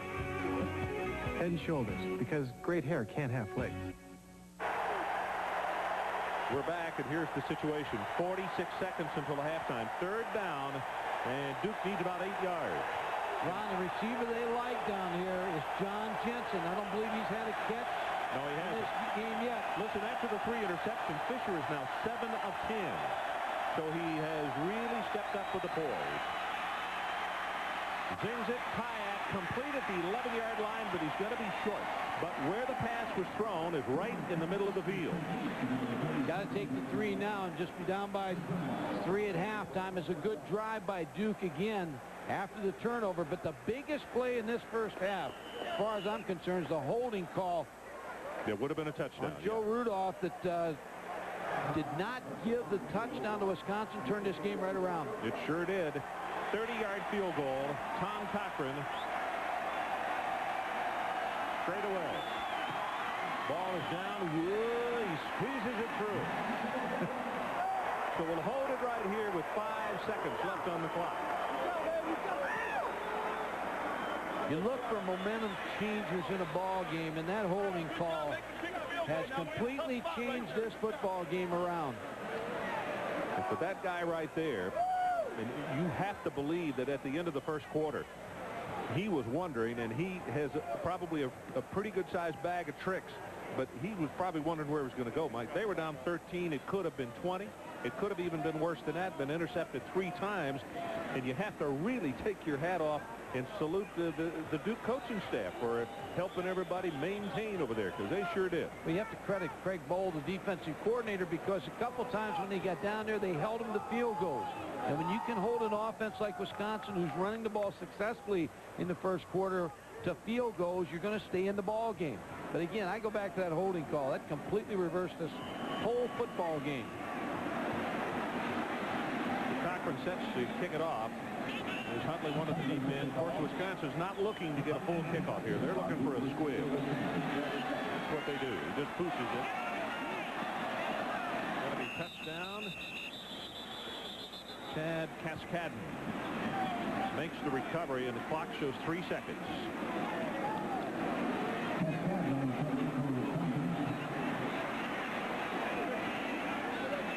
Here's the play that I was talking about. Joe Rudolph, the left guard's going to pull. Blocking on T. Edwards, number 7. Called for holding. Terrell Fletcher, number 41, will go in for the touchdown. Completely turned this football game around. Bevel will take the snap and go down on one knee, and that's the end of the first half with our score. Wisconsin 13 and Duke 10. Now let's check in with Chris Fowler for the Duracell halftime report. Chris. Ron, thank you. You're right, Mike. That called the turning point. Wisconsin power dominant early. The Blue Devils come back, get within 3 points. No other bowl games kicking off until after the top of the hour. So if you stick around for the Duracell halftime report, we'll relive Tom Osborne's triumphant evening in the Orange Bowl. Is the title finally his? Plus a report from the Rose Bowl coming up.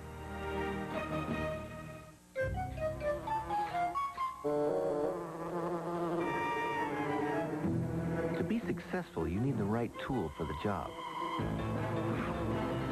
When the job is running a business, Data General gives you tools that make sense. Avion servers and Clarion storage. The right technology and services. So contact Data General. They'll show you a better way to go. Data General, bringing common sense to computing. Wrangler jeans are soft and comfortable. And they get more soft and comfortable every time you wash them. Wrangler, real, comfortable jeans. Perhaps the only thing more comfortable than a pair of Wrangler jeans is a warm pair of Wrangler jeans. Wrangler, real, comfortable jeans.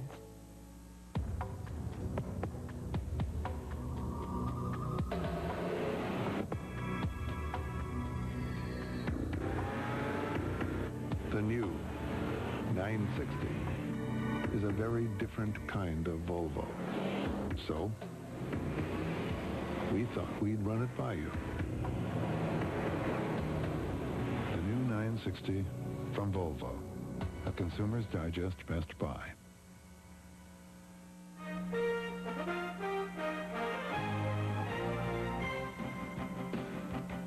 This halftime report is presented by Duracell.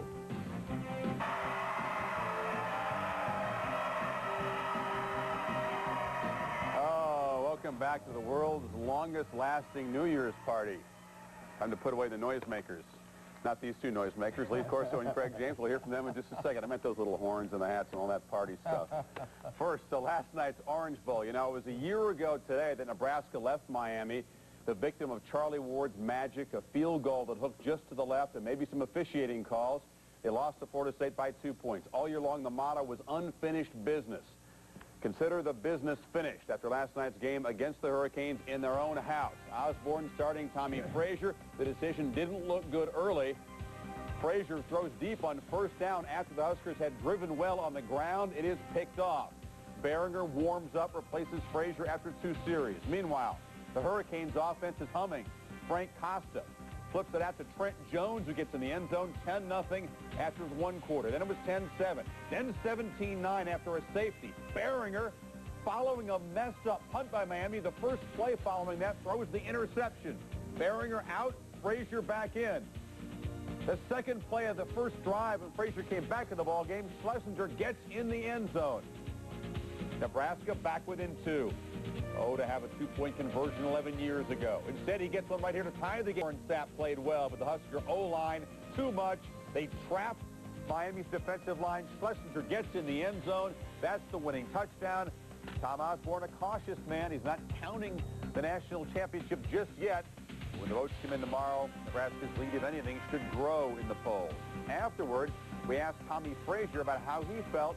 Huskers dominating in the 4th quarter. Offensively, the defense doing a great job. Miami not converting a 3rd down. And Frazier talked about coming back in the ballgame after being removed at the end of 1 quarter. I was very confused, you know, because I was wondering, hey, I went out there, I wasn't doing bad, and here I'm not too serious, I'm on the sideline. But, you know, Coach Gill came up to me and told me that just stay focused, that, hey, he's out there moving the team well, that I might, if my opportunity comes, they're going to give me the call and go back out there and do what I can do best. We just felt like maybe Tommy, his quickness, maybe an option or two in that 4th quarter would help us, and so just kind of an instinctive move. It wasn't any plan, and Turner and I talked about it on the sideline, Turner Gill, and we thought it was time to put Tommy in, and Tommy responded very well. Were you doing some different things when Tommy came back in that helped open the fullback eventually in those 2 touchdowns? A little more options, but I think the thing we had done is we had about 23, 24 practices, and we really had conditioned hard. And we felt, Mike, that if we were close going into the 4th quarter, we'd have a great chance in this ball game because we're a pretty strong physical team, and sometimes we just wear people down a little bit with our running game, and so I think some of that happened. And I'm not in any way knocking Miami. They've got a tremendous defense, but sometimes the 2-yard gains in the 1st quarter become 5 and 6 in the 4th quarter, and that's what happened.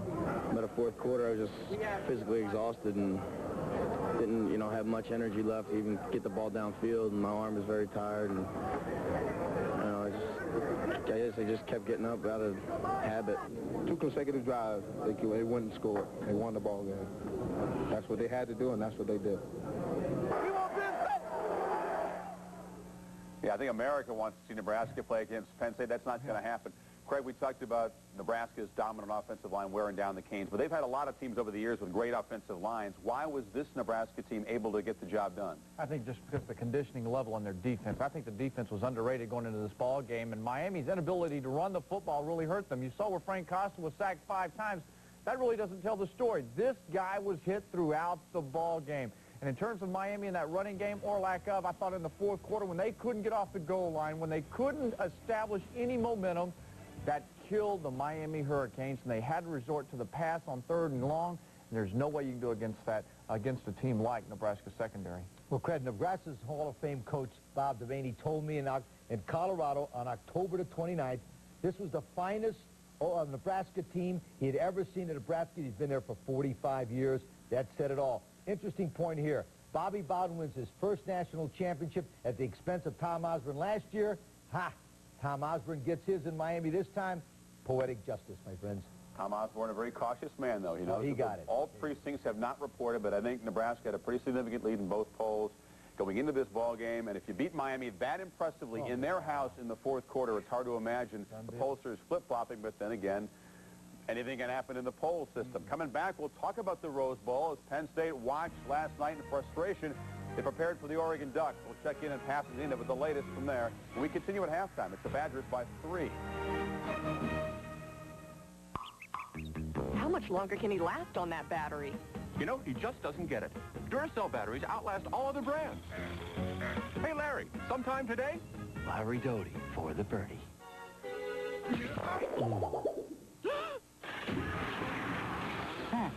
Hooked it. That should cost him a stroke. Herb. Okay, I'll get him down. Herb. The copper top. tops them all.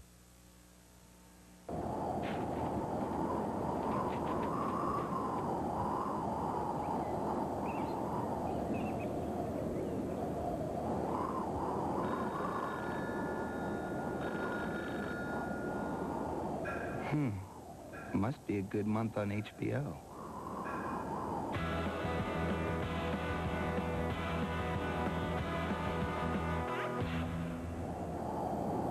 HBO. Look, I appreciate the fact that fast food is fairly inexpensive. I know it's convenient and all that, but if I'm going to give you 99 of my cents, you're going to have to give me more than just some burger. I mean, is it a Whopper? Is it plain broil or is it fried? Can I get it how I want it? Or am I going to be scraping gobs of secret sauce off the bun? I mean, I can get a roll of duct tape for 99 cents. Doesn't mean I want to make it my lunch. The 99-cent Whopper, now at Burger King.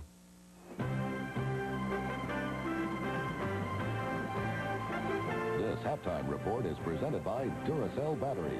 The copper top tops them all. Welcome back to the Duracell halftime report. The Badgers holding on to a 3-point lead over the Blue Devils. Duke rallying late in the first half down in Tampa. Whatever happens to Penn State today in the Rose Bowl, it's got to be better than their first visit there back in 1923 on New Year's Day when they got stuck in traffic. Yes, there was traffic in L.A. even back in 23. They showed up 45 minutes late for the game. Then they got hammered by USC 14-3. Penn State fans expecting bigger and better things, even though Rich Brooks has said his team is prepared to shock the nation.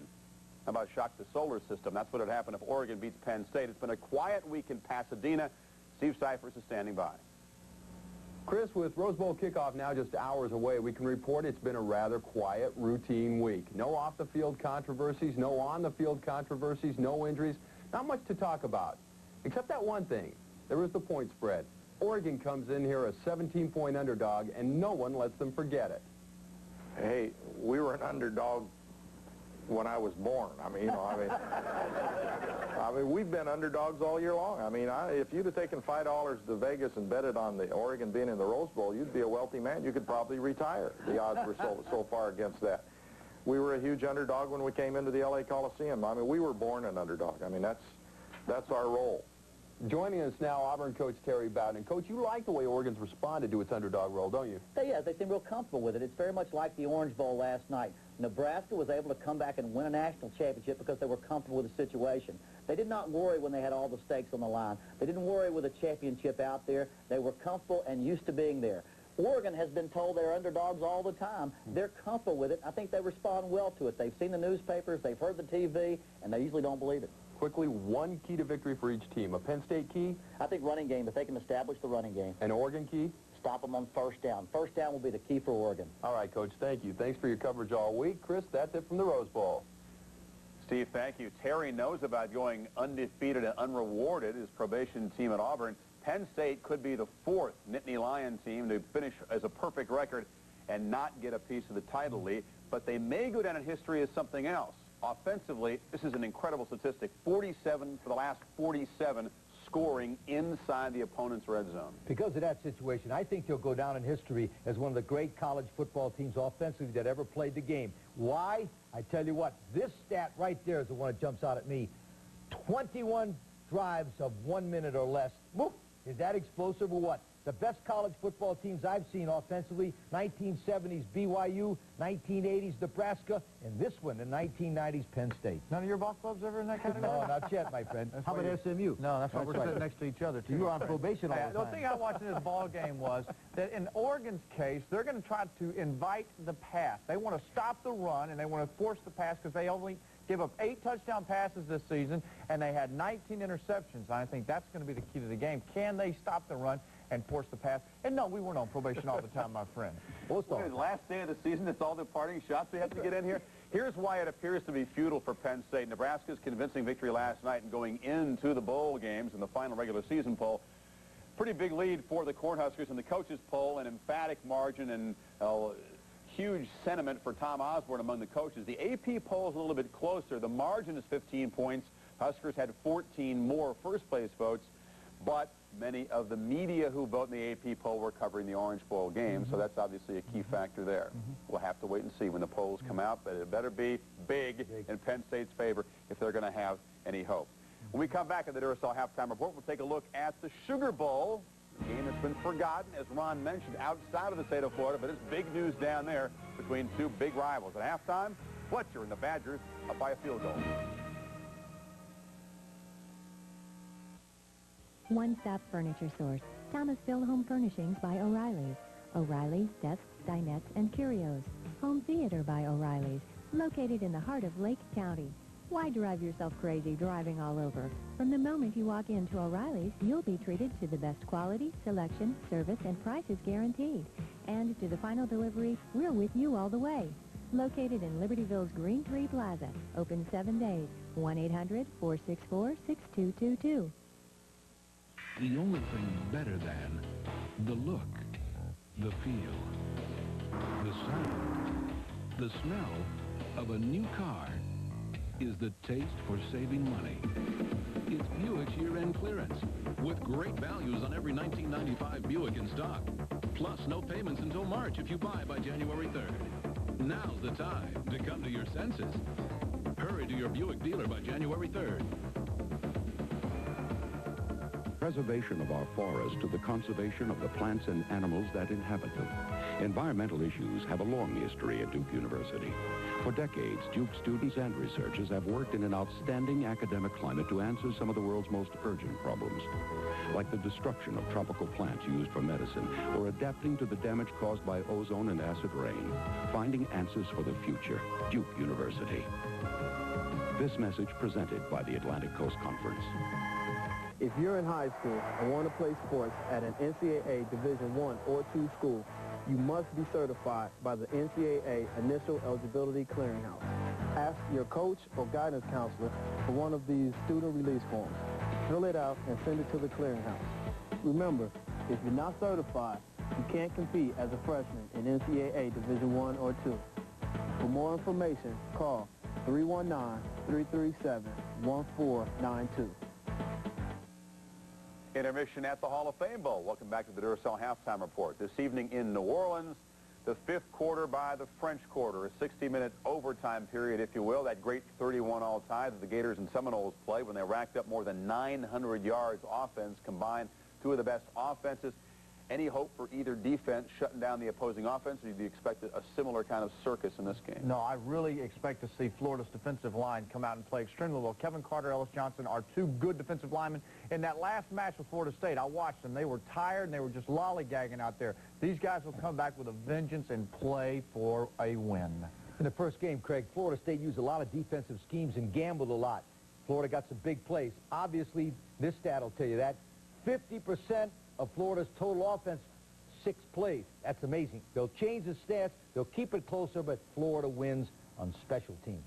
But the nickelbacker for the Gators, the sophomore Darren Hembrick, suspended for involvement in a fight at the team dinner New Year's Eve. Anthony Riggins, a special teams player, also suspended, but Hembrick, the guy who could be key in covering those Florida State backs out of the backfield. Now the Hall of Fame game.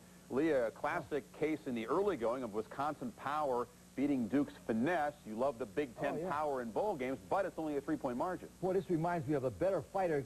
Should have knocked the guy out in the first round, didn't. And my prediction looks bad now about them bombing them, because the longer you leave Duke in the game with their great character, they'll stay in there and play these guys. No problem, son. Yeah, I mean, you've had a lot of bad predictions all year anyway. But the thing that you got to look at, Terrell Fletcher, the running back at Wisconsin, if they don't get to his legs and tackle him, this game will not be won by Duke. They've got to get down. He's breaking a lot of tackles. I mean to say you can let the birthday boy have the last shot on our final halftime of the season. Ron, Mike, and Mike coming up. The second half from Tampa just ahead. So that'll do it for us. 13-10 Badgers after 30 minutes. How much longer can he last on that battery? You know, he just doesn't get it. Duracell batteries outlast all other brands. Hey, Larry, sometime today? Larry Doty for the birdie.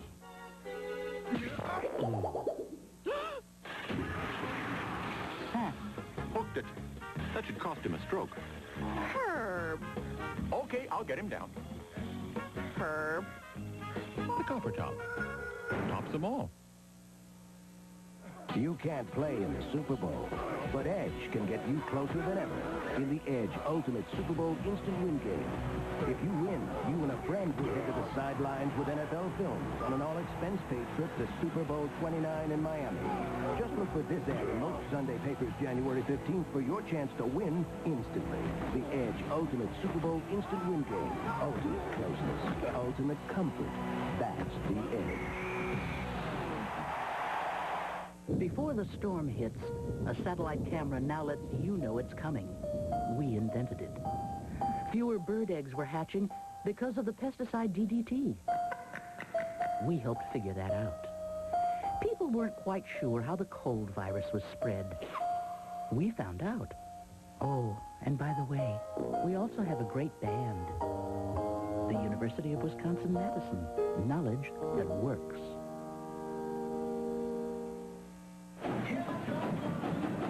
Welcome back to Tampa, Florida. The Hall of Fame Bowl, 13-10, our halftime score, Wisconsin leading.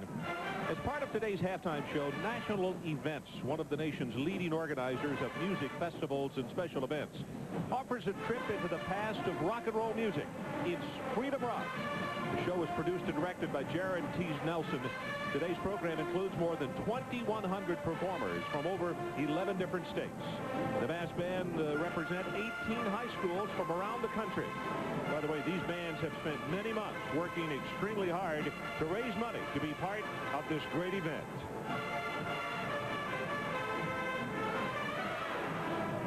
We'll be back with more from Tampa, Florida, after we pause for this.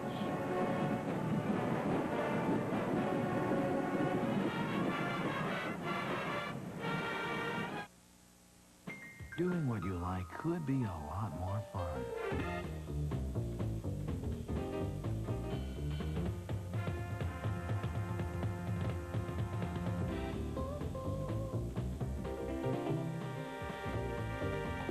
Especially when you're doing it in a 1995 GMC Jimmy. See it at McGrath GMC Truck in St. Charles, where you'll find a great selection and a great deal. McGrath GMC Truck in St. Charles. Great mysteries. Hold in my hand the clue. Great minds. Come on, Sherlock Holmes. Great Mondays. It is as I suspected. Sherlock Holmes and Lovejoy. Crime and punishment. Back-to-back sleuthing from the masters of whodunit. Aha! The Monday Night Mysteries on A&E.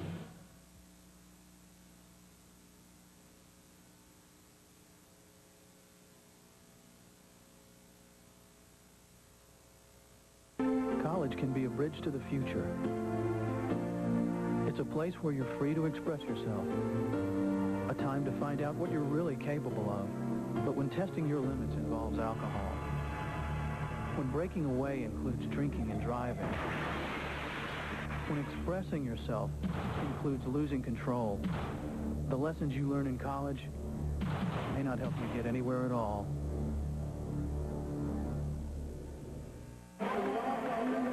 13-10, our halftime score, Wisconsin on top. And Mike, I have to admit, after the first quarter, I was sweating it a little bit. As far as Duke was concerned, they have just held the Wisconsin Badgers to 39 second quarter yards. That's the key right now. Well, it really is. They've been lined up in an 8-man front and really given some problems to Wisconsin run the football. Duke actually has really ran for more yardage than Wisconsin did in the first half. Some key plays and the highlights in that first 30 minutes of play. This interception. Messenger intercepted it for the touchdown. This is the holding call on Joe Rudolph. And then Levance McQueen is going to come in the screen here and hit Darrell Bevel and cause the fumble on the Duke turnover that allowed them to go down and kick the field goal to make it a 13-10 game. So they scored 10 unanswered points in the second quarter, and here are the numbers. As I mentioned, when you look at the first quarter and then look at the second quarter, momentum definitely has taken a swing toward the gentleman wearing blue and white. Well, there's a couple things. When you look at the average yards first down, you have to win first down if you're Duke. They did in the first half because you want to get Wisconsin in long yardage situations in second and third down. In your own offense, you want to be in second and medium, second and short. The other thing, Ron, is the penalties. 9 for 66 for Wisconsin. The 9 that hurt them in drives that put them back and just hurt them a lot. Mike, let's go down to the sideline because Mike Adamle has a quick visit with Coach Goldsmith. Mike? Coach, the first half, a tribute to your team's stick-to-itiveness. This thing easily could have been a much different story, maybe 20-0 were it not for those 3 early turnovers. I felt like our defense really overcame a lot of adversity there. In the first quarter, we turned the ball over 3 times. They hung in there, only gave a couple of field goals up, and that's been the big difference, just kind of rallying back. In our offense, we feel like we're in better condition, have been able to keep them off balance by able to run in, throw the football, and we hope that would be the case, and now we just have to play good enough defense to get the offense the ball enough so we can capitalize on this. They do have a tired defense. We need the ball to capitalize on it. Anything specifically you emphasized at halftime? Just making a few adjustments in there. Defensively, we've got to contain Bevel. Obviously, their plan against pressures to get him rolling out and bootlegging to get out of the pressure. We've got to contain that, and we've got to tackle a little bit better. You know, 41, Terrell is a heck of a dancer. I mean, he isn't down until he's down.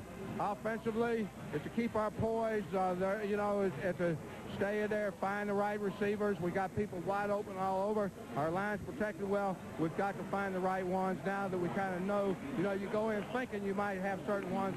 Now we know where the holes are, who's going to be open. It should help that passing game. And again, the passing game is helping our running game. All right, Coach, best of luck in the second half. Thank you.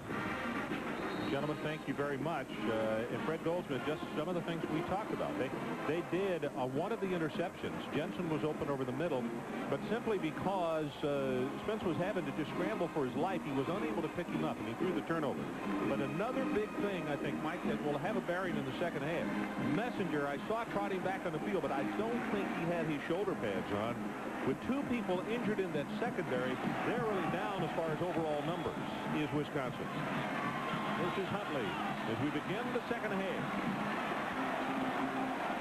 And Huntley's going to be tackled at the 24-yard line.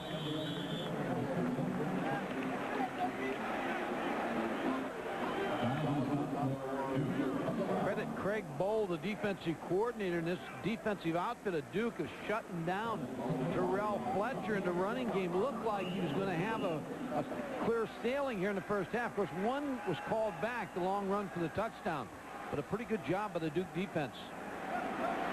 They're going to try to force Darrell Bevel to throw the football and beat this Duke defense. Look at Craig Bowl, the defensive coordinator on the left. You see Duke sneaking up to the line of scrimmage, and they go with the running play. Out to the 29-yard line as Kirkland makes the stop on Terrell Fletcher. Wisconsin this year, when they ran the ball successfully, they won. Ohio State held them to 49 yards rushing.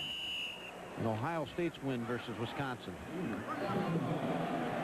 Now keep in mind, Fletcher, 13 carries in the first half. It might have seemed as though that he carried more than that, but he had 42 against Illinois, and they're not afraid to give him the football that much. They just want to maintain control of the game and the offense. And here he goes, and he'll have the first down as he takes it across the 35, and Carlos Bagley, the junior out of Marietta, Georgia, is hanging on to make the stop. What it looks like as they come out of the locker room now, Brad Childress, the offensive coordinator, says, hey, we've got to toughen it up a little bit. We've got the size advantage. We thought we could run the football against this Duke defense, and we're going to run the football. Well, when you've got an offensive front like Wisconsin with Verstegen, Rudolph, Raymer, Stark, and Wunsch, you do want to run the football. Nicky Kemp has come in. He's operating at fullback as Fletcher. Good cutback. Has 5, has 10, and it'll be another Wisconsin first down. Brandon Pollock comes up to make the tackle.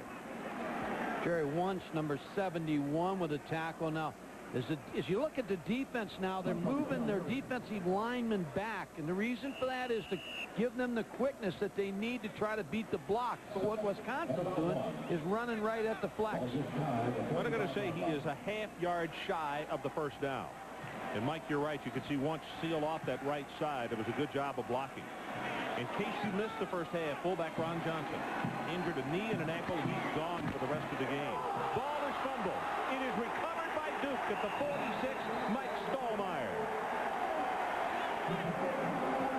Ray Farmer came up and took him apart from the football.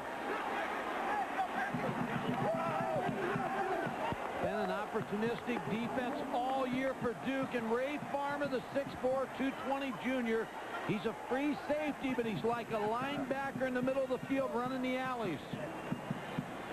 Jason Burns, number 20, gets hit. You see the ball pop right out. Helmet on the football.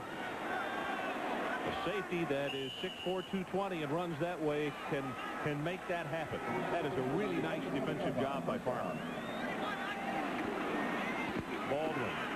He'll take it for short yardage to the left side. Jurowitz is there to make the tackle. And the turnovers now are even. Those 3 turnovers by Duke, all interceptions in the opening quarter. And now Duke has made it 3 turnovers that they have taken their direction. We'll see if they get points. And you remember the first quarter, Ron, Wisconsin had much better field position than Duke. Was held to 2 field goals. Now Duke has to take advantage of their field position to get in that end zone for a touchdown. Mike, by the way, for people who follow Wisconsin football, the interception in the first half by Campbell, that's the first pickoff by a cornerback this entire season. Everything's come from their linebackers and safeties.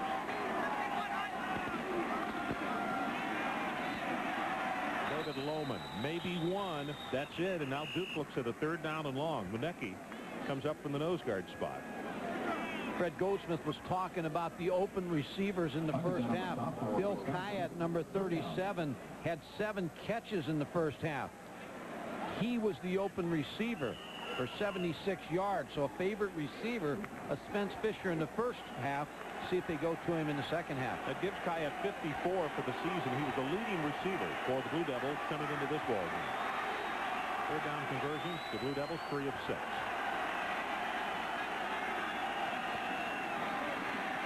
Over the middle, there he is. Kyatt, he's open. He'll have the first down and add 5 more to it. It is a 1st and 10 at the 31-yard line as Jamal Brown finally stops it.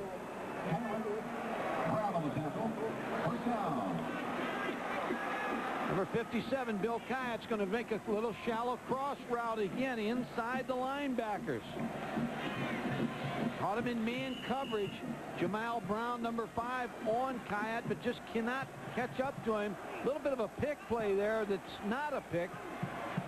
The tight end, John Farquhar, got in the way of the other defensive back. 8 catches for Kyatt. He's 1 away from a Hall of Fame record.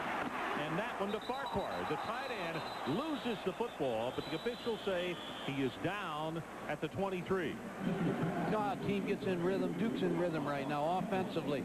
First quarter, they avoided getting run out of here in the first quarter because their defense. Give the defense credit. Craig Bohl, the defensive coordinator, because 3 turnovers, they only allowed 13 points.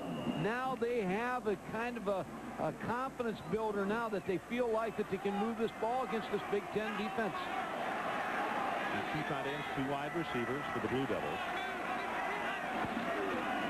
Baldwin, the ACC Player of the Year, tries for the first down. He's not going to have it. It'll be a 1.5 yards short. Munecki comes up from nose guard to make the hit on it. Robert Baldwin in the first half had success on the left side on a 6th attempt. Nothing outside, so everything's been inside for the one-back offense of the Duke Blue Devils. 3rd down. The line to make is just inside the 21. Wisconsin leads at 13-10, and Duke is threatening. Here come the linebackers on a blitz. Play action, and the pass is caught, and it's Kyatt who makes the reception. He not only has the first down, but his name goes in the record books because that's 9 receptions, and it ties a Hall of Fame record. Well, Bill Kyatt's having a great football game. Spence Fisher really makes the play with the quick fake to Robert Baldwin, figuring it's going to be a run on 3rd and short, and the quick release to Bill Kyatt for the first down. By the way, for Spence Fisher, Mike, he is 11 of his last 12 passes.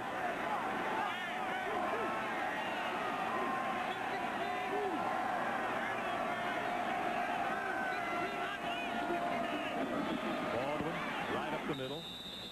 Very patiently, Duke continues to chip away. See, even though they're not getting a lot of yards running the football, they're patient enough to get good mix in their offensive play calling. They're keeping Wisconsin off balance now.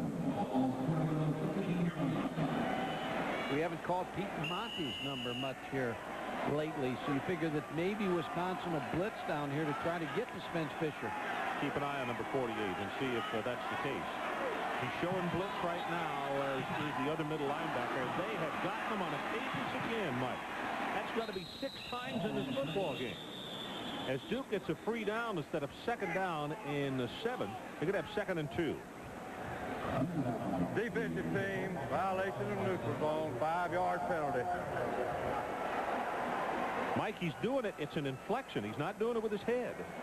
No, he's not. And that's Rod Spiller, number 91, that jumped offside again. But, again, there's no excuse for that. If you're a defensive lineman, you do not go on the cadence of the quarterback. It's Kevin Cosgrove, the new defensive coordinator. By the way, Wisconsin has just gone into the record books in an inauspicious way, because that's 10 penalties, and that equals a Hall of Fame record. Counterplay. Nice defensive play, Mike Thompson. Wow. We told you that he's the 2nd on the team in tackles for a loss. There's a good example why. 4-year starter. He's a quick, solid pass rusher, and the Duke coaches were saying he's Mr. Excitement because he's always jumping around on the tape that they watch. But he just beat the block of John Merrill to come in the back door to make the tackle. 3rd down. After a loss of a couple, it is about 3.5, 4 yards for Duke to pick up the 1st down. They trail by 3. Pass knocked down at the line of scrimmage, and it's Mike Thompson again. He wanted Kayak and had him out there, but again, what we talked about in the first half is a low trajectory sometimes by Spence Fisher, and it got him in trouble there again. Well, what Mike Thompson did here, he's a defensive lineman, but he really just steps up and drops here. You're going to see him right at the end of the line of scrimmage. He's playing down, but watch when the ball snaps. He gets the block. Now he comes off with his left hand and knocks the ball down against John Merrill, number 73, the tackle. Cochran trying to tie it with a 30-yard effort. Kick has plenty of distance, and he's good, and we're tied. 8 minutes, 30 seconds left in the 3rd quarter, 13-13. It has a 16-valve Z-Tech engine that delivers the best highway fuel economy in its class. A Micron air filter to remove dust and pollen, as well as 14 other features not found on any other car in its class. Introducing the all-new Mercury Mystique. When we created this car, we pulled out all the stops. The all-new Mystique. Since the beginning, you could always depend on your neighborhood for whatever you needed for your family vacation. Even when you needed a car with more trunk space. The fact is, you can still rely on Thrifty Car Rental to deliver historically low rates on a variety of legendary cars. So whether you're traveling in your neighborhood or to someone else's, we're there. Your neighborhood Thrifty Car Rental, historically known for low rates.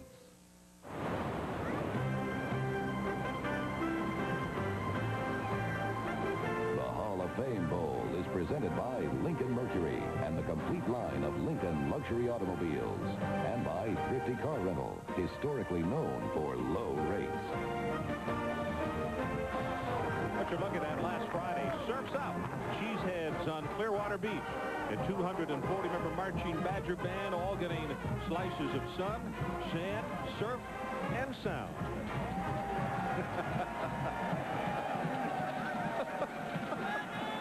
Those folks have had a great time down here from the great state of Wisconsin. We have seen Cheeseheads in every direction, and they were up and out early this morning. Got to be a little concerned right now as 13 unanswered points, though, by the Duke Blue Devils. This is Keith Jackson. Boy, does he get whacked. Mike, let's go back and look at the key play in that drive. Jason Burns, a running back, number 20, is going to get hit by Ray Farmer, the safety, number 22. Wisconsin came out, ran the ball successfully. This turnover caused by that tackle turned into 3 points by the Blue Devils. Farmer with the big hit and Stallmeyer with the recovery, and it accounted for 3 points, and that's how we stand right now with 13 apiece. It might have been a very quick 3rd quarter because of all the running plays by both.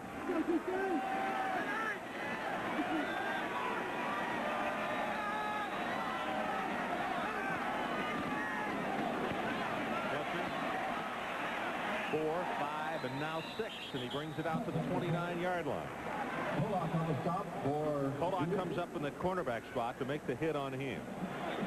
Well, Wisconsin here in the second half has had success running the football. The fumble by Burns really cost them field position and given up the 3 points, but they've had success against this Duke defense.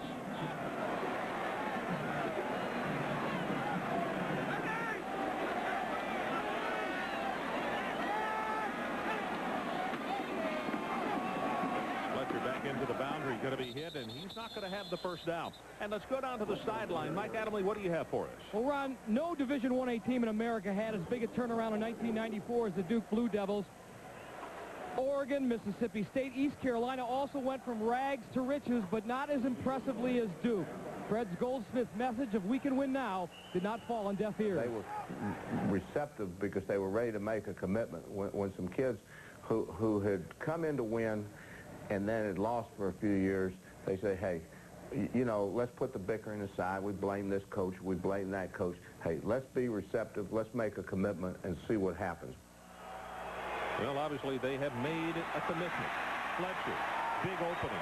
Takes it out over the 35 and close to the 40-yard line, and that will move the chains for Wisconsin. Big third down play. Well, it was, Ron, and when you look at Fred Goldsmith, you have to remember, first of all, Barry Wilson, the former coach who left his position last year, left some pretty good players there, but Fred was able to come in a transition year, keep them playing, and he mentioned a big thing there, selfishness. Usually when you lose, sometimes selfishness raises its ugly head, and Fred's got them playing as a team. We. Easy to point the finger sometimes. When you lose, it's you don't want to take blame for the loss. Fletcher now 19 carries, 89 yards, and here comes carry number 20. And as a flag comes from deep downfield, that's going to be a face mask penalty against Duke. Granville from the linebacking position in the middle puts the stop on him, and let's see if that's what we don't get here from... We got a 5-yard incidental face mask. Yeah, Jimmy Harper says the 5-yard minor variety, 5 yards.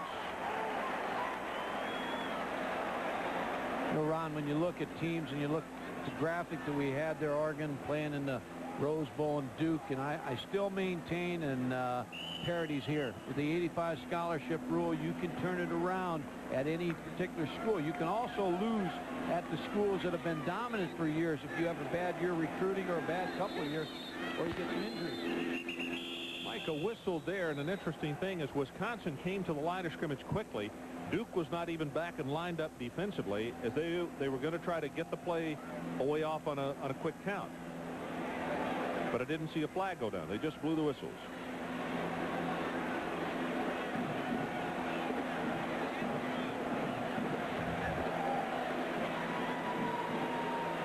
There will be no explanation. No, they're sure not. They're unless they felt like Duke wasn't ready, and they didn't give them the proper time to get ready. I guess it's the only thing I can figure. It is first and short because of the run and the penalty added on.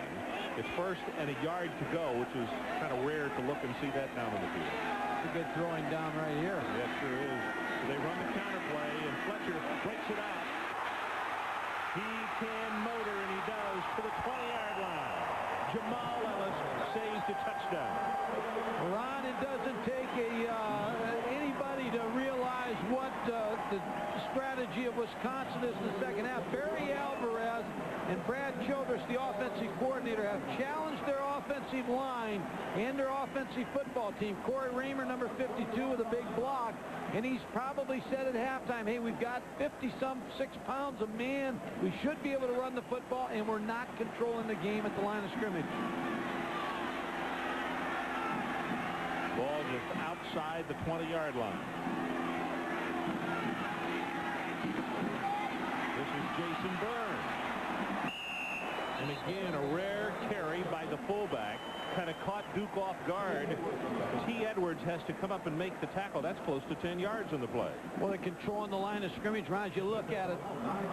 Big offensive lineman. Just a first step and just shield blocking. Jerry Wunsch, number 71, was able to cave in Bernard Holsey on that play for the gain. Well, you could see quite a move he put on Farmer there. Farmer went the wrong direction. Jason Burns at the 5. Could be knocked out of bounds, but it's first and goal, Wisconsin Badgers. So, Ron, when you have a one-back offense and there's not a fullback in the ball game a lot of times, here you've got an offset fullback so the tailback can really read the block. Jason Burns, as he moves down the field, is reading the block of the offensive line. Now he cuts it up.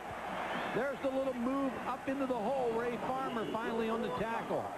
Here are the numbers on Fletcher. In the first half, 51 yards on 13 carries. In the second half, Fletcher has turned it up. 8 carries, 73 yards. It's all been done on the ground since the second half.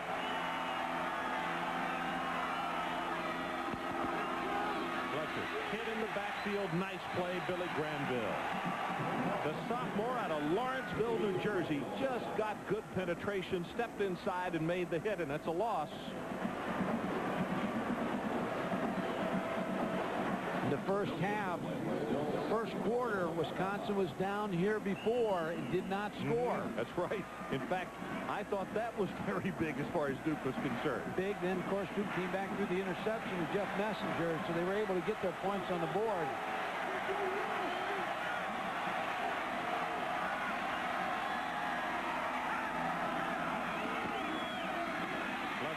Left side is punched at the 1. Almost got it into the end zone, but I'll tell you, Carlos Bagley. I'll tell you, Ray Farmer finishes him off on number 22. And remember, when you have a free safety at 6'4", 220, he can bend back running backs.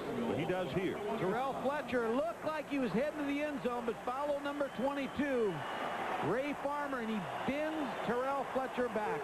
Third down. The ball is 1 yard away. This is the 14th play of the drive for Wisconsin.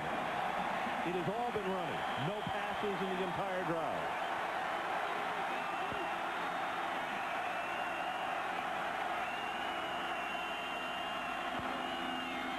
Fletcher's Badgers go in front. Nyquist with the key block. Matt Nyquist at the tight end spot. Now he's a cross between a fullback and a tight end. He's 6'2", 220. A lot of times he'll move around as an H-back. They lined him up as a tight end. He got the key block for Terrell Fletcher.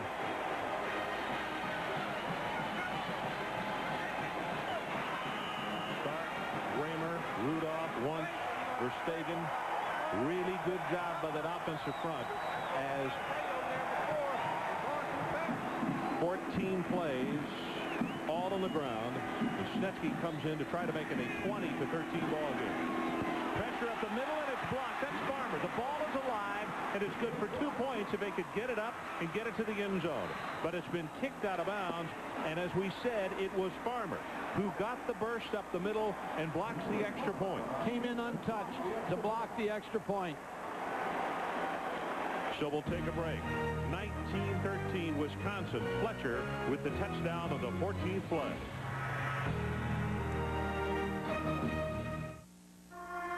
The all-new Mercury Mystique drives like no other car in its class. With four-wheel independent suspension, a 16-valve Z-Tech engine that delivers the best highway fuel economy in its class, as well as 14 other features not found on any other car in its class. As for the rest, class dismissed. Drive the all-new Mystique. It's a whole new Mercury. How much longer can he last on that battery? You know, he just doesn't get it. Duracell batteries outlast all other brands. Hey, Larry, sometime today? Larry Doty for the birdie.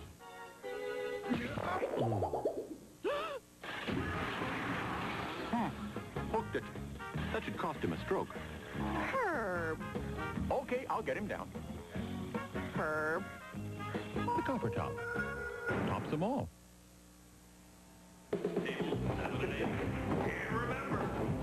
You're playing for Bud Light, lady. The boys are back in town. These guys are good. Who are you calling guys? Yeah. Looks like you're in the finals. Ma'am, for the great taste that won't fill you up and never let you down, make it a Bud Light. You're the defending ladies pool champion? Yes, I am. 19-13, and let's change one thing. 11 plays on the drive rather than 14. 11 plays on the drive. Well, it seemed like 14 to the Duke defense. That's who we were getting the numbers from. And look at it, all runs, no passes. Granville and company, as they sit on the far side and visit with what they can change to do better. Tell you what, this just turned into quite a slugfest. 13-0. Duke trailed at the end of the first quarter. And then Duke came back and scored 13 unanswered. That man right there, Farmer, even though they're down by 6, he just blocked the extra point. And he has made some awfully big plays. I think when you go in that secondary now, you're going to be looking for the double deuces because, I mean, that guy will really turn your head around. He'll tattoo you. John Hall to kick.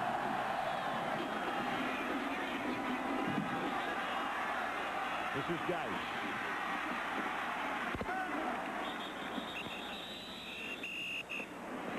Corey Raymer, the center. To make this block, you've got to be a consensus All-American. He's going to make the block on the linebacker, Billy Granville, number 52. Watch him reach out.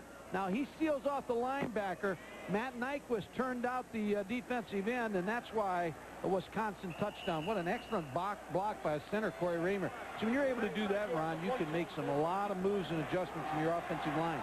He's able to reach nose guards in different shades, and he's able to go to the linebacker. You always heard that expression, a reach block, and that is a really good example of it, isn't it? Oh, he did an excellent job.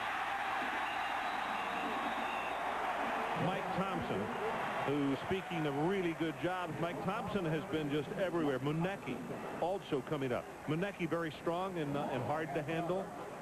Now we talk about both these rebuilding jobs by Duke, Freddie Goldsmith, and Wisconsin with Barry Alvarez. Barry Alvarez's assistants are on 2 3-year contracts, 2 or 3, and they have annuities for them after 5 years. So you talk about doing a great job. Pat Richter, the AD, has done a nice job assembling that staff and giving them stability. Play action. Going to be hit. Gets the pass away. Incomplete. And it's Unverzant who is there with the pressure. Ron, Wisconsin was able to defend Bill Kayat on that play, number 37. Spence Fisher really will not have anybody to throw to because of good coverage. Bill Kayat, number 37. Now, he's the primary receiver. He works inside. Now the linebacker picks him up. Chad Cascaden, number 53, and there's nowhere for Spence Fisher to throw that football. Finally did a nice job taking Bill Kayat out of the offense. Well, it's about time. He's got 9 receptions. He's in the record books here. That might happen right in front of us. They're allowed to come right back to Bill Kayat on the shallow cross again. There he comes. Yep, going to drag him across. There he is, and he overthrew him. Had him wide open, and he overthrew him. Oh, my goodness. Cascaden really put a lick on Fisher when the ball was delivered, and a standing ovation for the Wisconsin defense. Ron, he was wide open. Bill Kayat, this is the play that he's made most of his catches on. Look how open he is. He would have been able to pick up the first down. Good pressure on Spence Fisher. Chad Cascaden, number 53, with the pressure.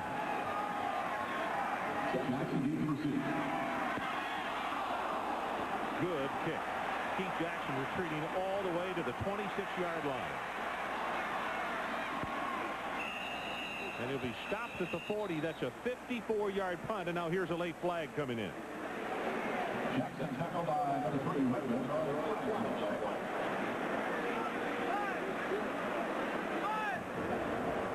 Doing the run back, pushing the back, receiving team 10 yards.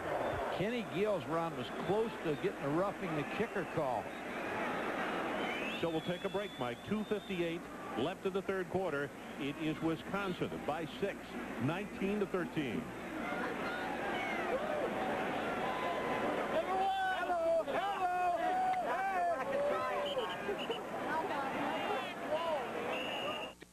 The moment you enter Thomasville Home Furnishings by O'Reilly, you'll be filled with ideas for every room in your home. Hi, I'm Gary O'Reilly. Please stop in to see the new group from Thomasville, the Mahogany Collection. No room in your bedroom for a TV? There is now with Thomasville's Callista TV Canopy Bed. Introducing Thomasville's Wyndham Hill Oak Bedroom Set. Here's the new Home Run Youth Collection from Thomasville with over 50 pieces available. Thomasville Home Furnishings by O'Reilly's in Libertyville's Green Tree Plaza. Once you pop, the fun don't stop. Papa Pringles now, Papa ooh mow mow, Papa Pringles now. Fun, fun, fun. Papa ooh mow mow, Papa Pringles now. Action Punks, the fun don't stop. Gritty, not fun. Papa, oh, mow, mow. Papa, oh, mow, mow. Papa, oh, mow, mow. Papa, bring it now. Papa, the fun don't stop. Chris Mortensen on the Lion King soundtrack. Personally, I didn't know Barry Sanders could sing.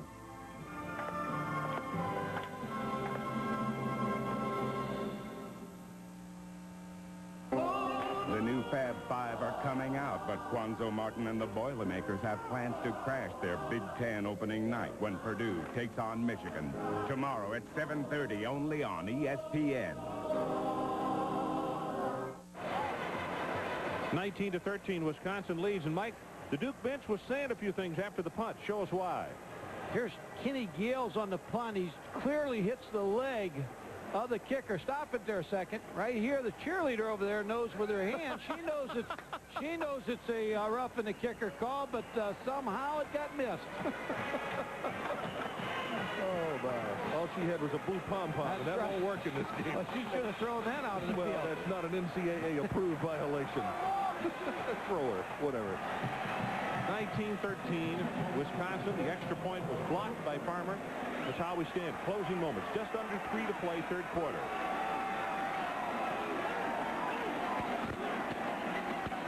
Fletcher again breaks off a tackle and gets it into the secondary. And with that, let's check in with Mike Adamle again. Mike? Well, Ron, I'm with Hall of Fame Bowl Executive Director Jim McVeigh, and Ron mentioned it earlier in our telecast, a slightly different look for your game in 1996.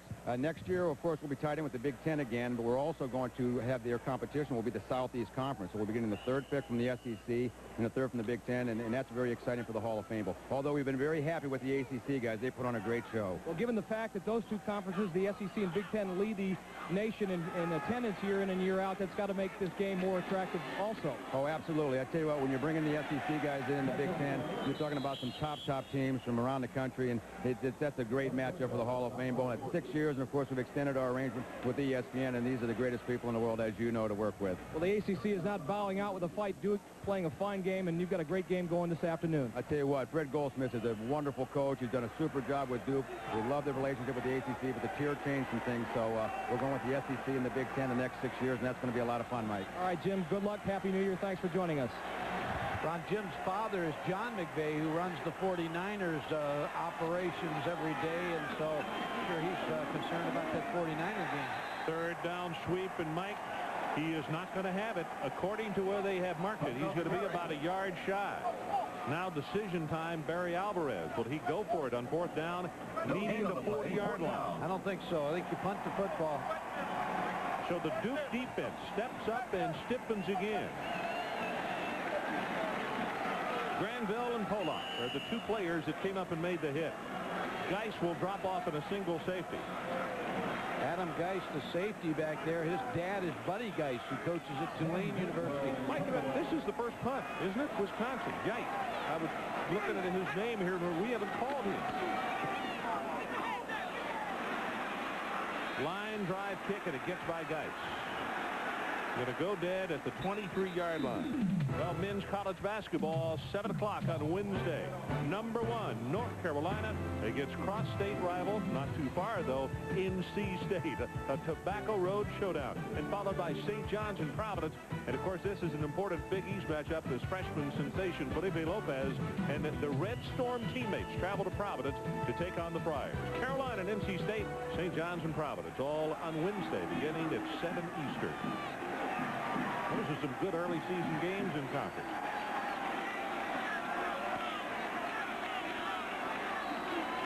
No back behind the quarterback, and the pass, Farquhar, incomplete. And now all of a sudden, because of the pressure, Spence has been a little bit rushed and has not thrown the ball quite as well. Now, Ron, if you'd have told me before the ball game that John Jensen would not have a catch in this ball game to this point, I watched a little bit of the North Carolina game, and he was a hot receiver against the Tar Heels, and that finished the last game of the season. Number 5, John Jensen, has been a favorite receiver of Spence Fisher.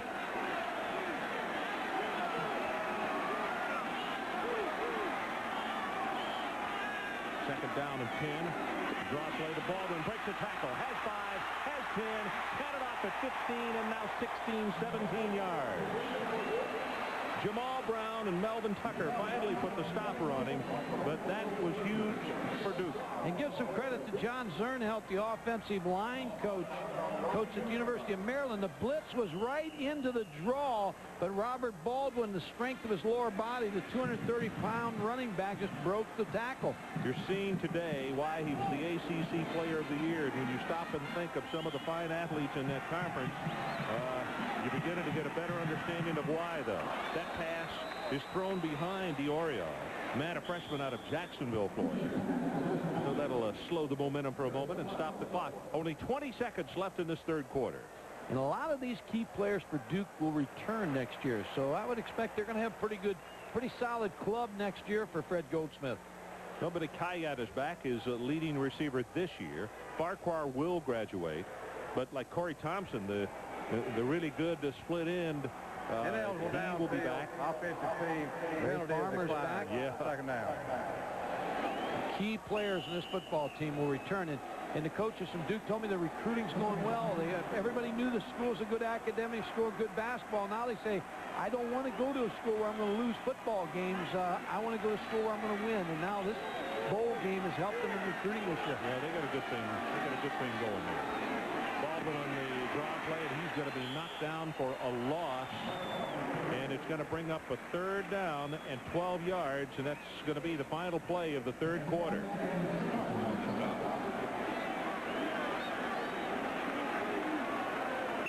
So that's the end of the third quarter with our score. The Badgers of Wisconsin 19 and the Blue Devils of Duke 13. Look, I appreciate the fact that fast food is fairly inexpensive. I know it's convenient and all that, but if I'm going to give you 99 of my cents, you're going to have to give me more than just some burger. I mean, is it a Whopper? Is it flame broil or is it fried? Can I get it how I want it? Or am I going to be scraping gobs of secret sauce off the bun? I mean, I can get a roll of duct tape for 99 cents. Doesn't mean I want to make it my lunch. The 99-cent Whopper, now at Burger King.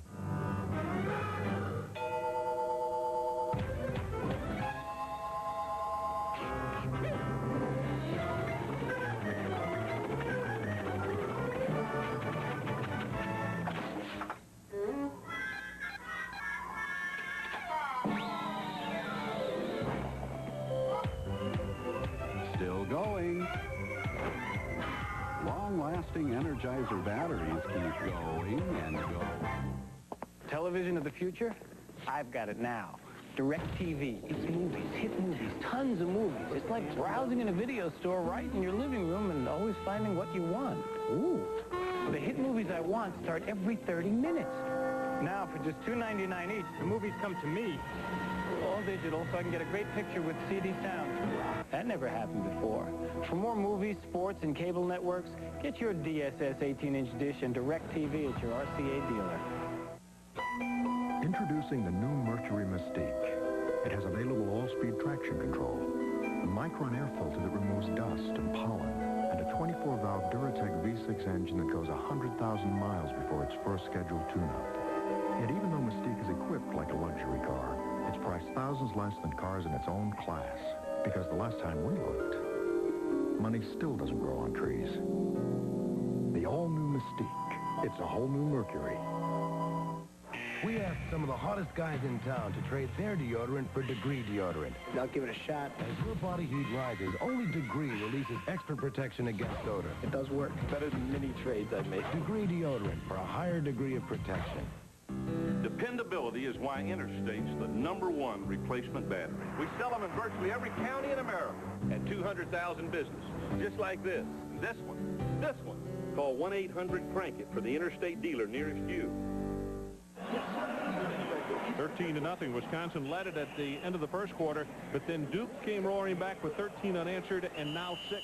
And as you look at Duke outscoring their opposition 101-62 in the fourth quarter.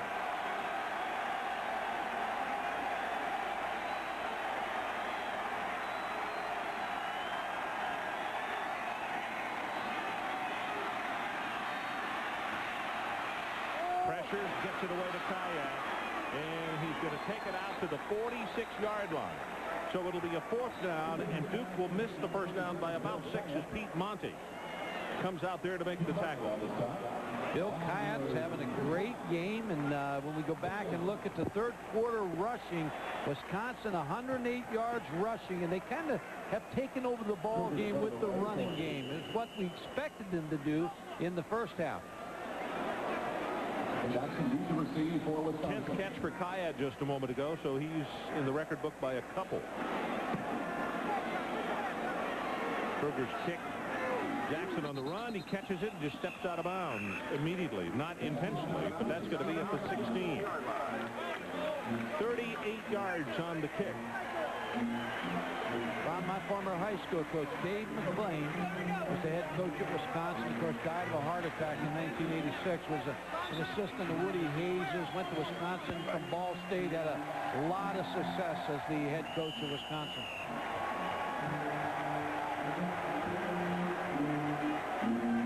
You look at Fletcher, look at the difference between the two halves. And haves and the have-nots. Yeah, exactly. 9 yards, Wisconsin.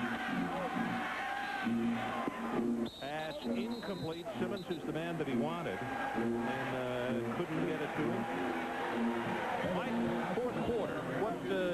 Just keep on doing what you're doing? What's interesting, that first call, Darrell Bevel throwing the out to Tony Simmons. Tony Simmons was covered. It's not a play action out. It was kind of drop back. I would expect him to go right back to Terrell Fletcher and run the football. That's the first Wisconsin pass in the second half.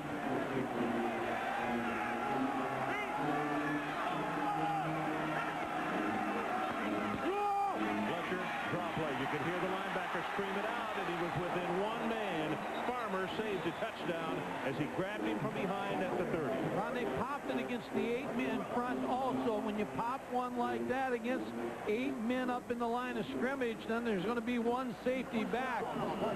Number 22 sitting back here, Ray Farmer, is going to make the tackle. Good job by Terrell Fletcher. You see him hit up inside. Now he breaks to the right side. Farmer with the tackle, but a lot of reading by the tailback in this offense because the offensive line not knocking guys off the line of scrimmage, just kind of getting a hold of them and steering them. Let the running back pick his hole. Fletcher again. Nothing outside. He'll take it up the middle, and you can see the legs working. 8 yards, now 9, and he'll spot it just shy of the 40. And let's go back to Mike Adamle. You know, Ron and Mike, Ray Farmer, perhaps the best pure athlete on the Duke team. He also plays for the Blue Devils baseball team as center fielder. He was drafted out of high school by the Seattle Mariners, and I was asking him the other day if there was $1 million on the table and you had a choice of playing for the Washington Redskins or the Seattle Mariners, what would you do? He said, easy. I'd split the money in half and play both games a la Deion Sanders. That's right, he could do that. Yeah. Folks, Mike Adamle was a great running back at Northwestern. Mike, I want to ask you a question after this play about Terrell Fletcher. Fletcher tries to get out. No, they fake it to him, and Bevel's going to keep it. He'll run. At the 45, goes down, and he really got tagged by Farmer. Mike, your impressions of Terrell Fletcher, because it looks like to me he does such a great job of in the hole accelerating once he sees the opening.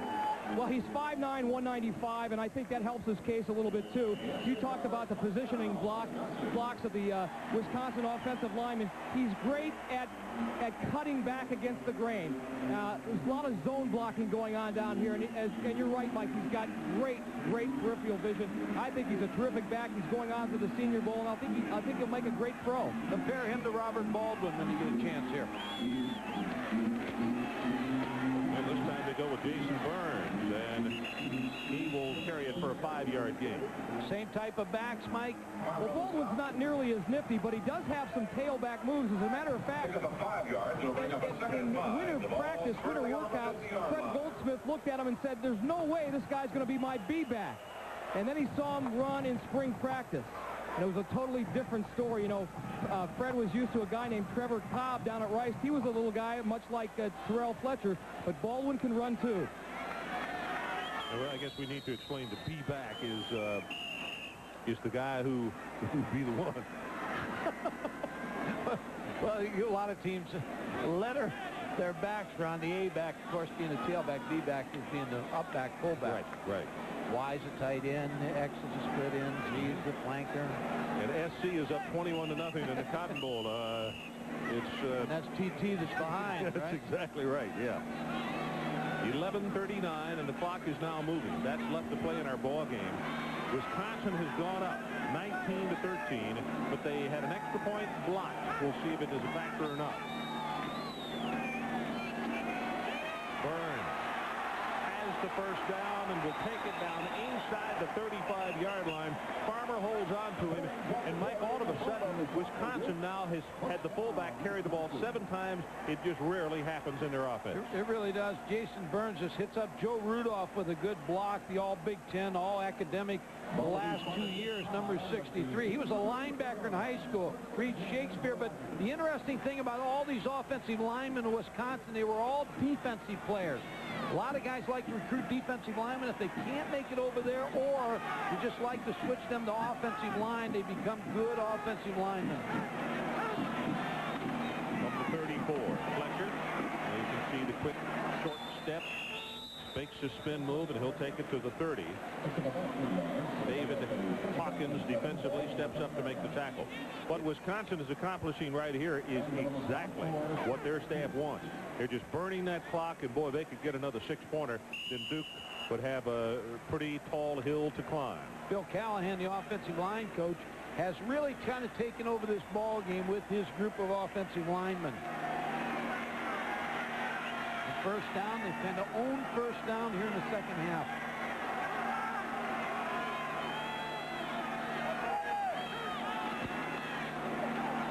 Fletcher's going to be hit at the line of scrimmage, and that's Granville, the sophomore out of Lawrenceville, New Jersey, 6'3", 240. Who steps up to make the hit on him. You know, you were mentioning the Southern Cal score. Texas Tech, a very young football team, might be in shock, first of all, that they're in the Cotton Bowl today, so it may take them some time to settle down. They may be out of it before they settle down, but a good, young, solid football team for Spike Dykes. Yeah, it can be quite a traumatic experience to come down that tunnel if you have never done it.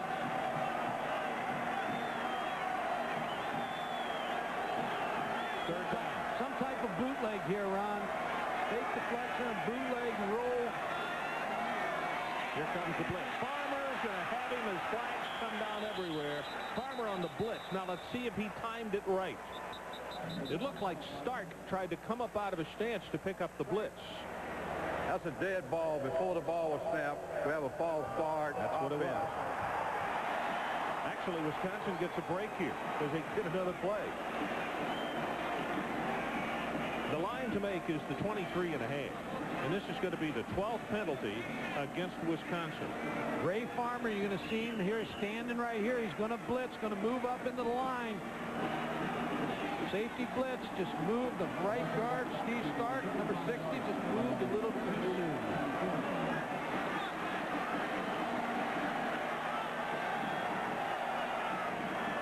Still looking for play action here, Ron. Play action rollout. Same blitz. They're creeping up again, and they go with the running play. Fletcher is one man to beat, and oh my goodness. If Holsey doesn't grab onto him, folks, he could have done a Wisconsin waltz into the end zone. Well, Bernard Halsey saved that touchdown. Ray Farmer, really, the same blitz that they ran the play before, and he's going to run by the draw. Here again, the blitz by Ray Farmer. Watch him run right by Terrell Fletcher. It picked up by Matt Nyquist.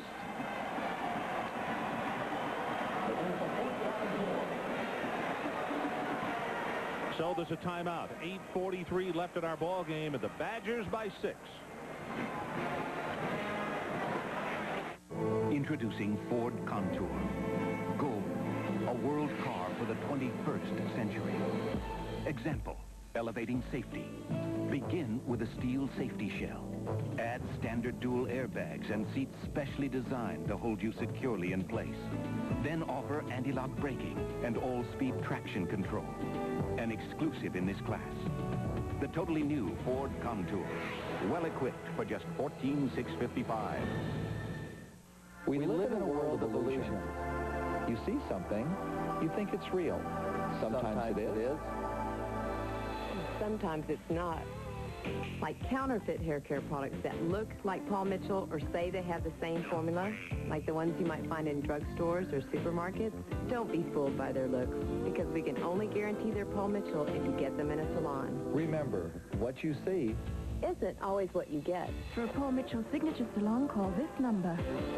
Billions of years ago, the only place to get a nice gift was the airport. A good meal, the airport.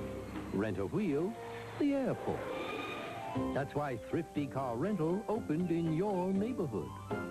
Now we're making it easier than ever before to rent really great wheels at very neighborly rates. And if you're at the airport, we're in that neighborhood too. Your neighborhood Thrifty Car Rental, historically known for low rates.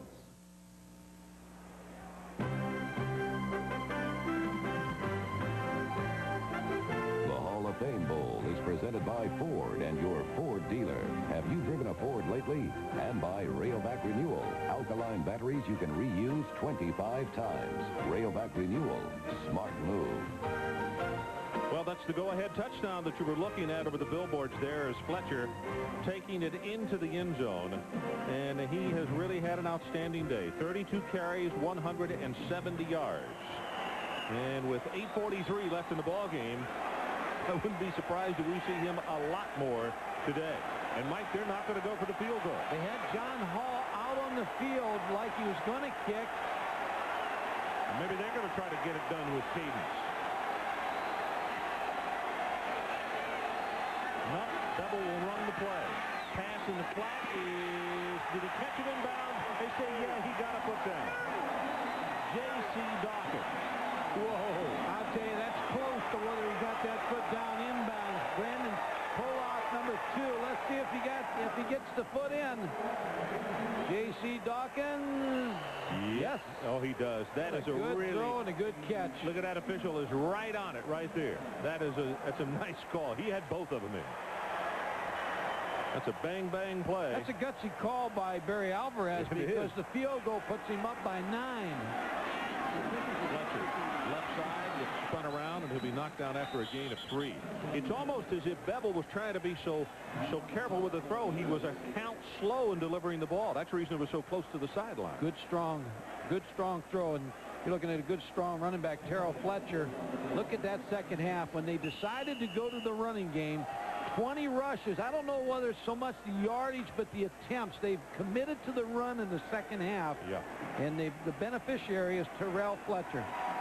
Farmer now with 12 tackles in this ball game. Fletcher, not much doing as that Duke defense really stiffens, and it's going to be a 3rd down. They'll need about 5. Carlos Bagley is down at the bottom of that heap. Can't say enough about the coaching in this ball game. Duke, Craig Bohl, the defensive coordinator, not bending a little bit, but not breaking. Brad Childress, the offensive coordinator. Bill Callahan, the offensive line. On this side of the ball, I mean, it's been a chess match all day. Craig Bohl, the defensive coordinator, watching, hoping that his team can make a big play and cause a turnover. We'll see who guesses right here. It's 3rd down. The line to make is the 6th. The 13th play of this Wisconsin drive. Over the middle, got Burns wide open. Touchdown, Wisconsin.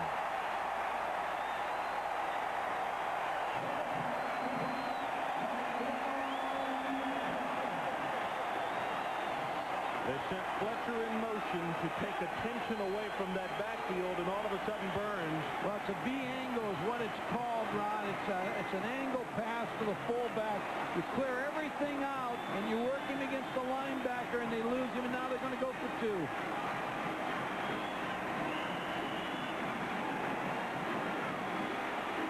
25-13 as Wisconsin tries to make it a 14-point margin. That's only the 3rd pass of the second half by Wisconsin, but they take it for 6 points. Now they'll go for the pair.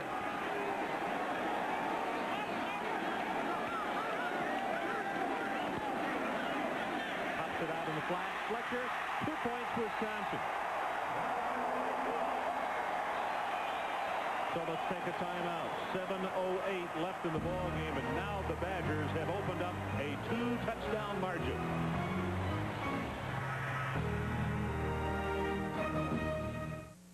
Monday, the day we get the world out of bed with a wake-up call of traffic horns, school bells, and factory whistles.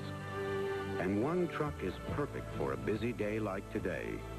Ford F-Series, with the most powerful diesel pickup engine ever, the convenience of a convertible console seat, and the safety of a standard airbag. More reasons why Ford F-Series is the best-selling truck 17 years running. And that's a lot of Mondays.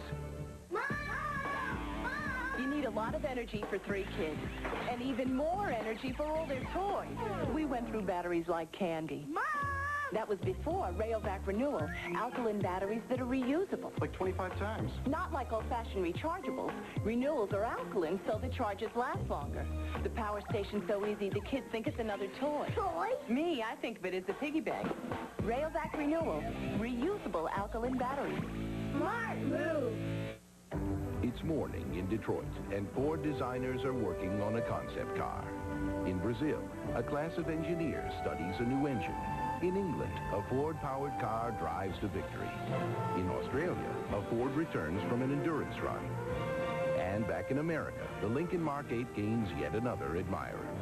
This is Ford, a world of 325,000 people in 30 countries, where the pursuit of quality never stops. Make sure you ask him. We are back, 27-13, Wisconsin. Now with a 2-touchdown margin as you look at the scoring drive. 13 plays, 83 yards, 7:06 the time consumed. Big play in that drive, Ron, was the pass Terrell Fletcher to J.C. Dawkins on 4th down. On the 4th down, you're exactly right. Redmond will go down on the knee. No place to go with that.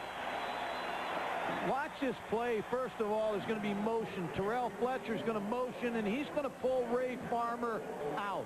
Then the next thing you're going to have is the running back, Jason Burns, versus the linebacker, and he's just going to run a little angle route for the touchdown. Here goes the motion. Ray Farmer's out of the play. Now it's the running back, Jason Burns, versus the linebacker. Just breaks inside. Billy Granville, number 52, cannot make the play.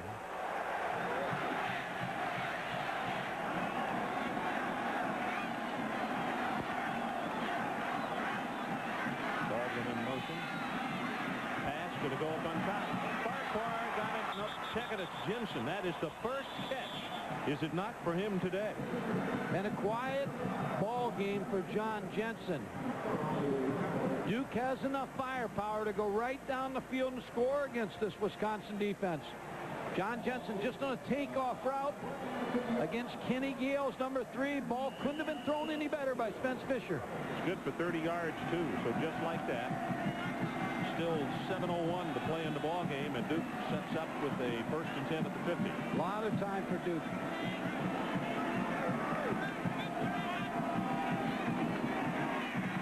Quick pass. Jensen over the middle. Tries to break the tackle. He'll have 9 yards as Jamal Brown makes the stop.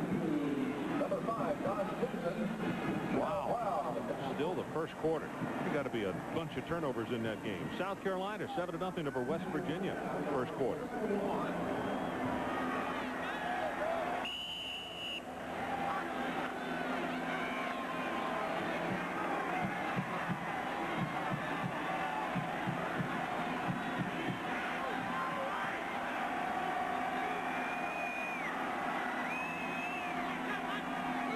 Short, going to throw the ball, and it is complete. Farquhar at the 35. Mike Adamley, let's check in with you again. Well, Ron, one man who deserves a lot of credit for helping turning around this Wisconsin football program, former defensive coordinator Dan McCarney. I say former because he's accepted the head job at Iowa State, and that is indeed a challenge. Well, it is, Mike, but it's a tremendous opportunity for me. I'm 41 years old. It's really a tribute to this program rather than anything I've done individually, and it was really neat of Barry to invite me down and be a part of this bowl game. Do you have a timetable for not just winning, but respectability? As soon as we can. You know, it's been a long time since they've had a good, consistent program. We're going to try and do it as soon as we can within the rules. bring the respect back to that program like we did here at Wisconsin. You were born and raised in Iowa, so that's got to help a lot. Well, a lot of great friends back there, and it's been a wild first month on the job, but I'm looking forward to the challenges of the future. Okay, Dan, thanks for joining us. Happy New Year. Good luck down there. A lot. Appreciate it. Good guy. Wish you luck. That's a tough assignment. Recruiting, the first order of the day, and it's a huge task right there. Barry Alvarez has helped the Field grade. He's helped one of his assistants become a head coach in a Division I program. First down at the 20. Short drop again. Looked in over the middle. Has it incomplete. Boy, quite a hit on Thomas. Lamar Campbell, who was a starter in this game because Donnie Brady had been suspended, and he's accounted well today. Nickname is Soup, Campbell Soup. Lamar Campbell with a break on the ball against Corey Thomas. Knocks it away. Had an interception in the first half, and as we told you then, that was the first interception of the year by a cornerback for the Wisconsin Badgers. John Jensen's been hot in this series. Ron with 2 catches. Fisher's 4 of 5 on this drive. Clock shows 5:34 to play. 14-point lead by Wisconsin. The Duke trying to get in the end zone. Throws it there. Did he catch it? No, couldn't hold on. What a hit on Corey Thomas by Melvin Tucker. We had him wide open, and the ball was right there. Melvin Tucker just as far as the football. Spence Fisher can't throw it much better than that. Melvin Tucker with a good break. The senior safety is going to break on Corey Thomas, number 8. The ball's in his hands. There is Tucker knocking it away. Duke is 5 of 10 on third down conversions. The line to make is the 10-yard line. Over the middle. Got Jensen open. He'll have the first down. Hits for the end zone. Out of bounds just inside the 5. First and goal, Duke. Wisconsin has not had very good success with the underneath routes in front of the linebackers. John Jensen's going to work right underneath the linebacker. Same kind of route Bill Kayat's been open. Duke out of the huddle into the line of scrimmage quickly. 5:21 to play. They're trying to make it a 7-point game. Baldwin up the middle. He'll go to the 1. Saleh is on the bottom of that pile. Good drive by Spence Fisher. That really is. They've got enough firepower to get right back in this thing because there's 5:04 on the clock. Duke has all 3 of timeouts left. They can score quick. Still make this a close ball game.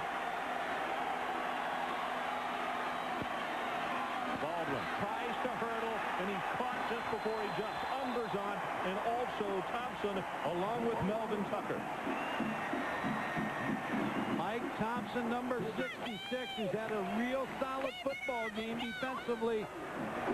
Able to come underneath the block. Umbersat, number 47, also on the tackle. 3 times quick. That's easy for you to say. Third down and goal.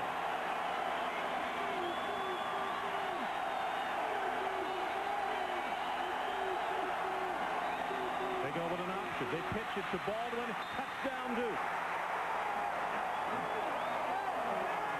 Bill Kayat with the block.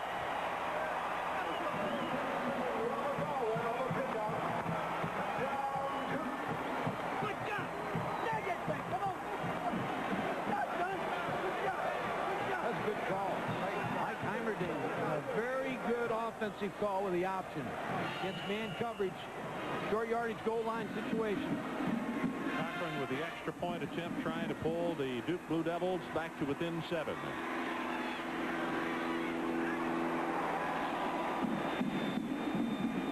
He does, and this is a reaction of the head coach.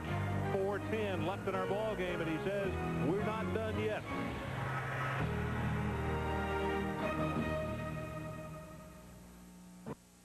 The only thing better than the look, the feel, the sound, the smell of a new car is the taste for saving money.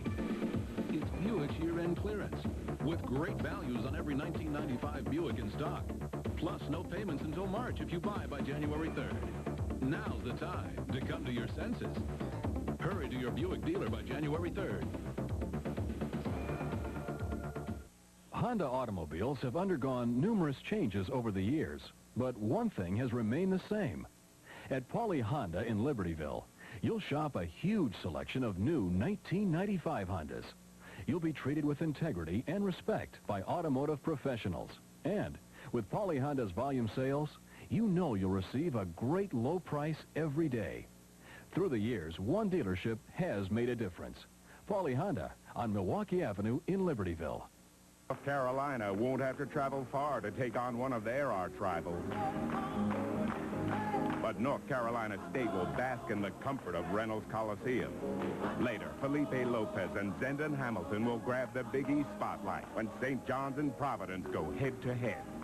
North Carolina versus North Carolina State. St. John's versus Providence. It all begins Wednesday at 7, only on ESPN. Wisconsin now, their lead cut to 7 as you look at John Jensen, instrumental on that scoring drive of the Blue Devils. Big question now, Ron, is do you onside kick right now? I think you do. Yeah. Or do you kick the ball deep and hope you can hold them and use your 3 timeouts? It is a gamble, but with the offensive line and the really good running back, you're going to kick it away. Terrell Fletcher. And he will go down on one knee at the 17. Let's take a look at the touchdown, and the key blocks as you look at this is the reach, and then Matt Williams, the tackle, being able to seal off the linebacker. Now the defensive end will take the quarterback, forcing the pitch. Spence Fisher down the line of scrimmage. There's the pitch to Robert Baldwin. Stop right here. Now here's the other good block by Bill Kayat, number 37, the tight end. That just there's no one there to take the pitch back. So the situation, 4:06 to play. 27-20, Wisconsin leading the Duke Blue Devils. Counter play right up the middle is Fletcher, and he'll take it to the 23, maybe the 24-yard line. Polak with a shoulder-high hit on him. By kicking the ball deep, you're counting on your defense now to stop this Wisconsin offense. 28-3, throwing the football this half for this Wisconsin offense.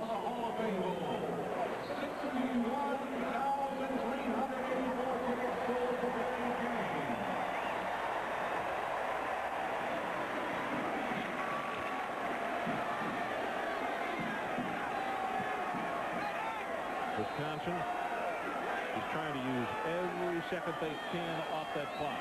Under 3.5 to play. Fletcher stretches it out.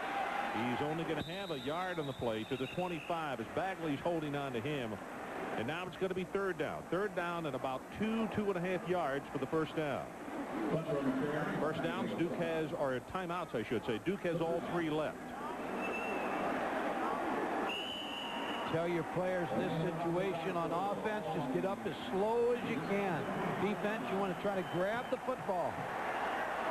Fletcher now 36 carries, 183 yards, and he scored the 1 touchdown, the one that put him in front.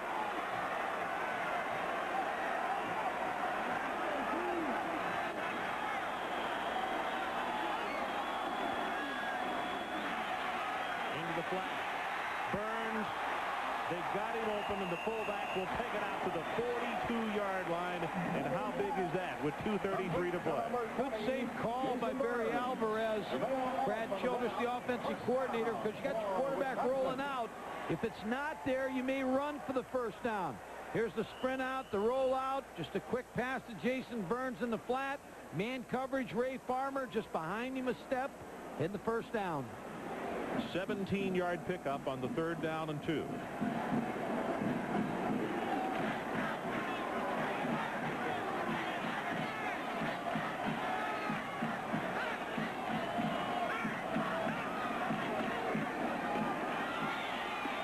Straight ahead with a running play. It'll be good for 5. Mike Adamle, let's check with you again quickly.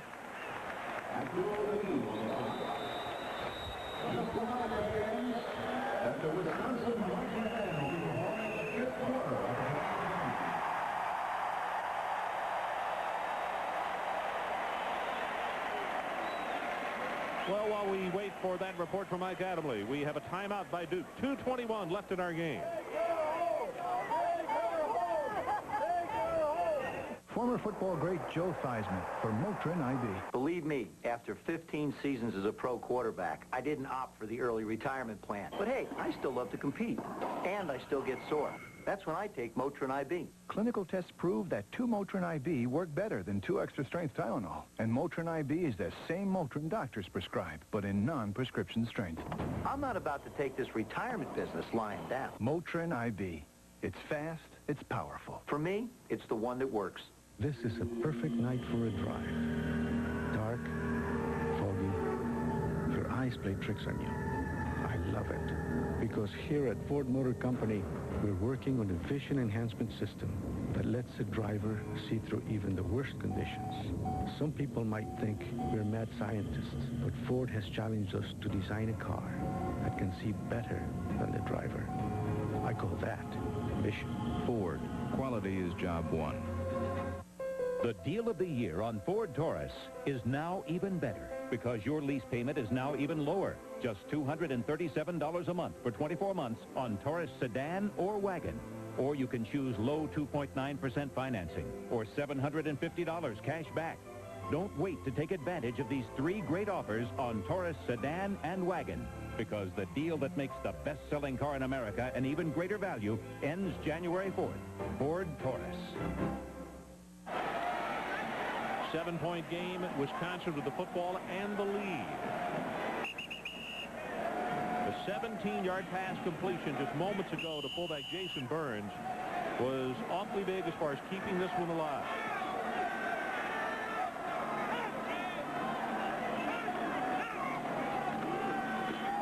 Fletcher on the draw play.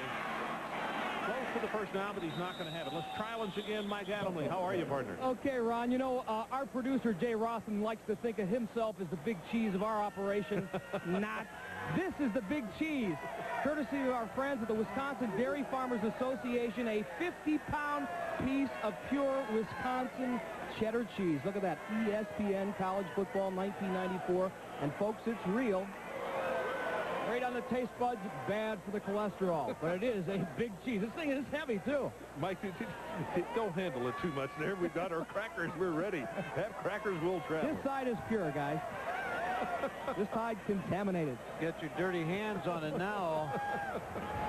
One side. That guy was wearing the other half of it there. Number one. So the timeout here with a 3rd down and short. And if you joined us late, 2:08 to play in the game. 27-20, Wisconsin. What happened early is it was total dominance by the Badgers in the first quarter.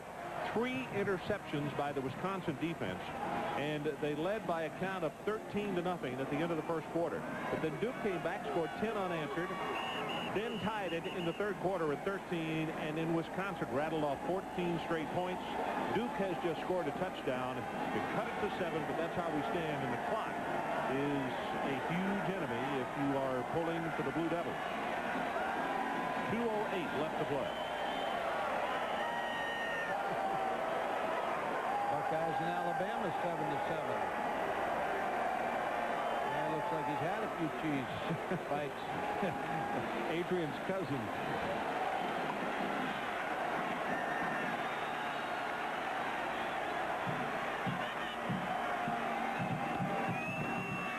They pull the guard, he's going to score. Count it off. 30, 20, 10. Touchdown from 49 yards, Fletcher. Once heard Joe Gibbs talk about how late in the ball game you have to be able to block and run against 9-man fronts. You talk about a close group. That offensive line, I mean, they're happy for one another because Rudolph, watch this block, Mike. Well, you practice against late in the game trying to block against 8, 9-man fronts. Joe Rudolph, Corey Raymer, Steve Stark, Jerry Wunsch, Mike Verstegen, Michael Rohn, Matt Nyquist, the offensive line. Bill Callahan has to be very proud of that offensive line. Mike, here are the numbers as the extra point attempt is about to come. That's 241 yards for Fletcher. And that has broken the record as the extra point attempt is up and good. He has broken the record of Jamie Moore's 1988. How much longer can he last on that battery? You know, he just doesn't get it. Duracell batteries outlast all other brands. Hey, Larry, sometime today? Larry Doty for the birdie.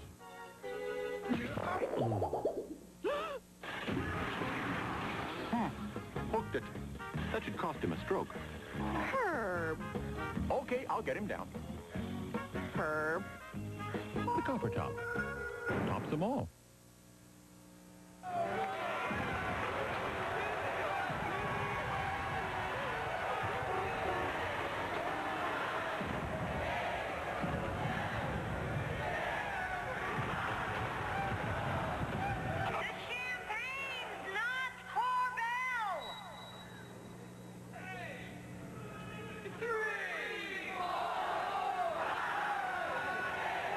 Corbel, for people who know champagne.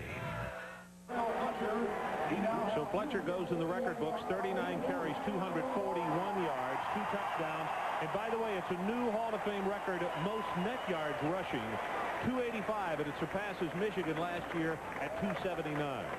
They won it with the ground game. The second half totally just controlled the line of scrimmage. 1:59 left to play. And you see the hugs, and Fletcher is doing the very smart thing. He's hugging the guys that have made it all possible. Dice is not going to return this one, so 1:59 to play, and Duke will get it at the 20. Kind of an emotional end for him because most of the offensive line is going to graduate, so a nice way for them to conclude their college career. Look at this. That is in happiness. Couple of offensive linemen. And, of course, Rudolph is the man who threw the paving block. So let's hold each other.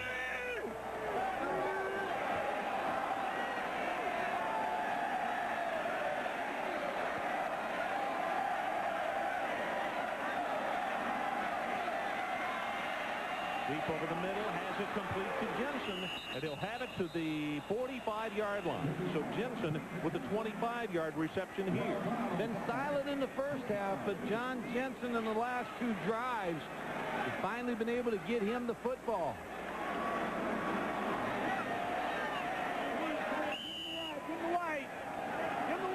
Jimmy Harper whistles the clock back in. It runs at 1:54. Over the middle, this time Jensen drops it. Right in front of the linebackers, Unversant was about to come up and make the hit and took his eye off of it at the last moment. That play was so big with Fletcher breaking that run, and I was saying about Joe Gibbs. Joe Gibbs said, talked in clinics and talked about how, I've heard him speak about how to block the 8-9 man fronts at the end of the game because you're going to face those types of fronts. Pass complete at the 36, Corey Thomas. That'll be another Duke first down. Mike Fletcher's been close all day. And going back to what you and Mike Adamle talked about, I mean, he with the almost 200 yards against a very tough Illinois defense, and then this performance today, he has to have turned even more hits. Not that folks didn't already know he was there. No, they knew about him. He'll take it as many times as you give it to him.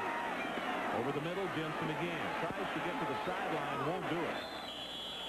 Pete Monty comes over to make the tackle. I think another youngster that we need to talk about quickly before we come to the end. Ray Farmer, we were talking about during the timeout, may be as good a safety as we've seen this year. A very outstanding. First of all, he's a good-looking safety. He's 6'4", 220 with range in the middle of the field.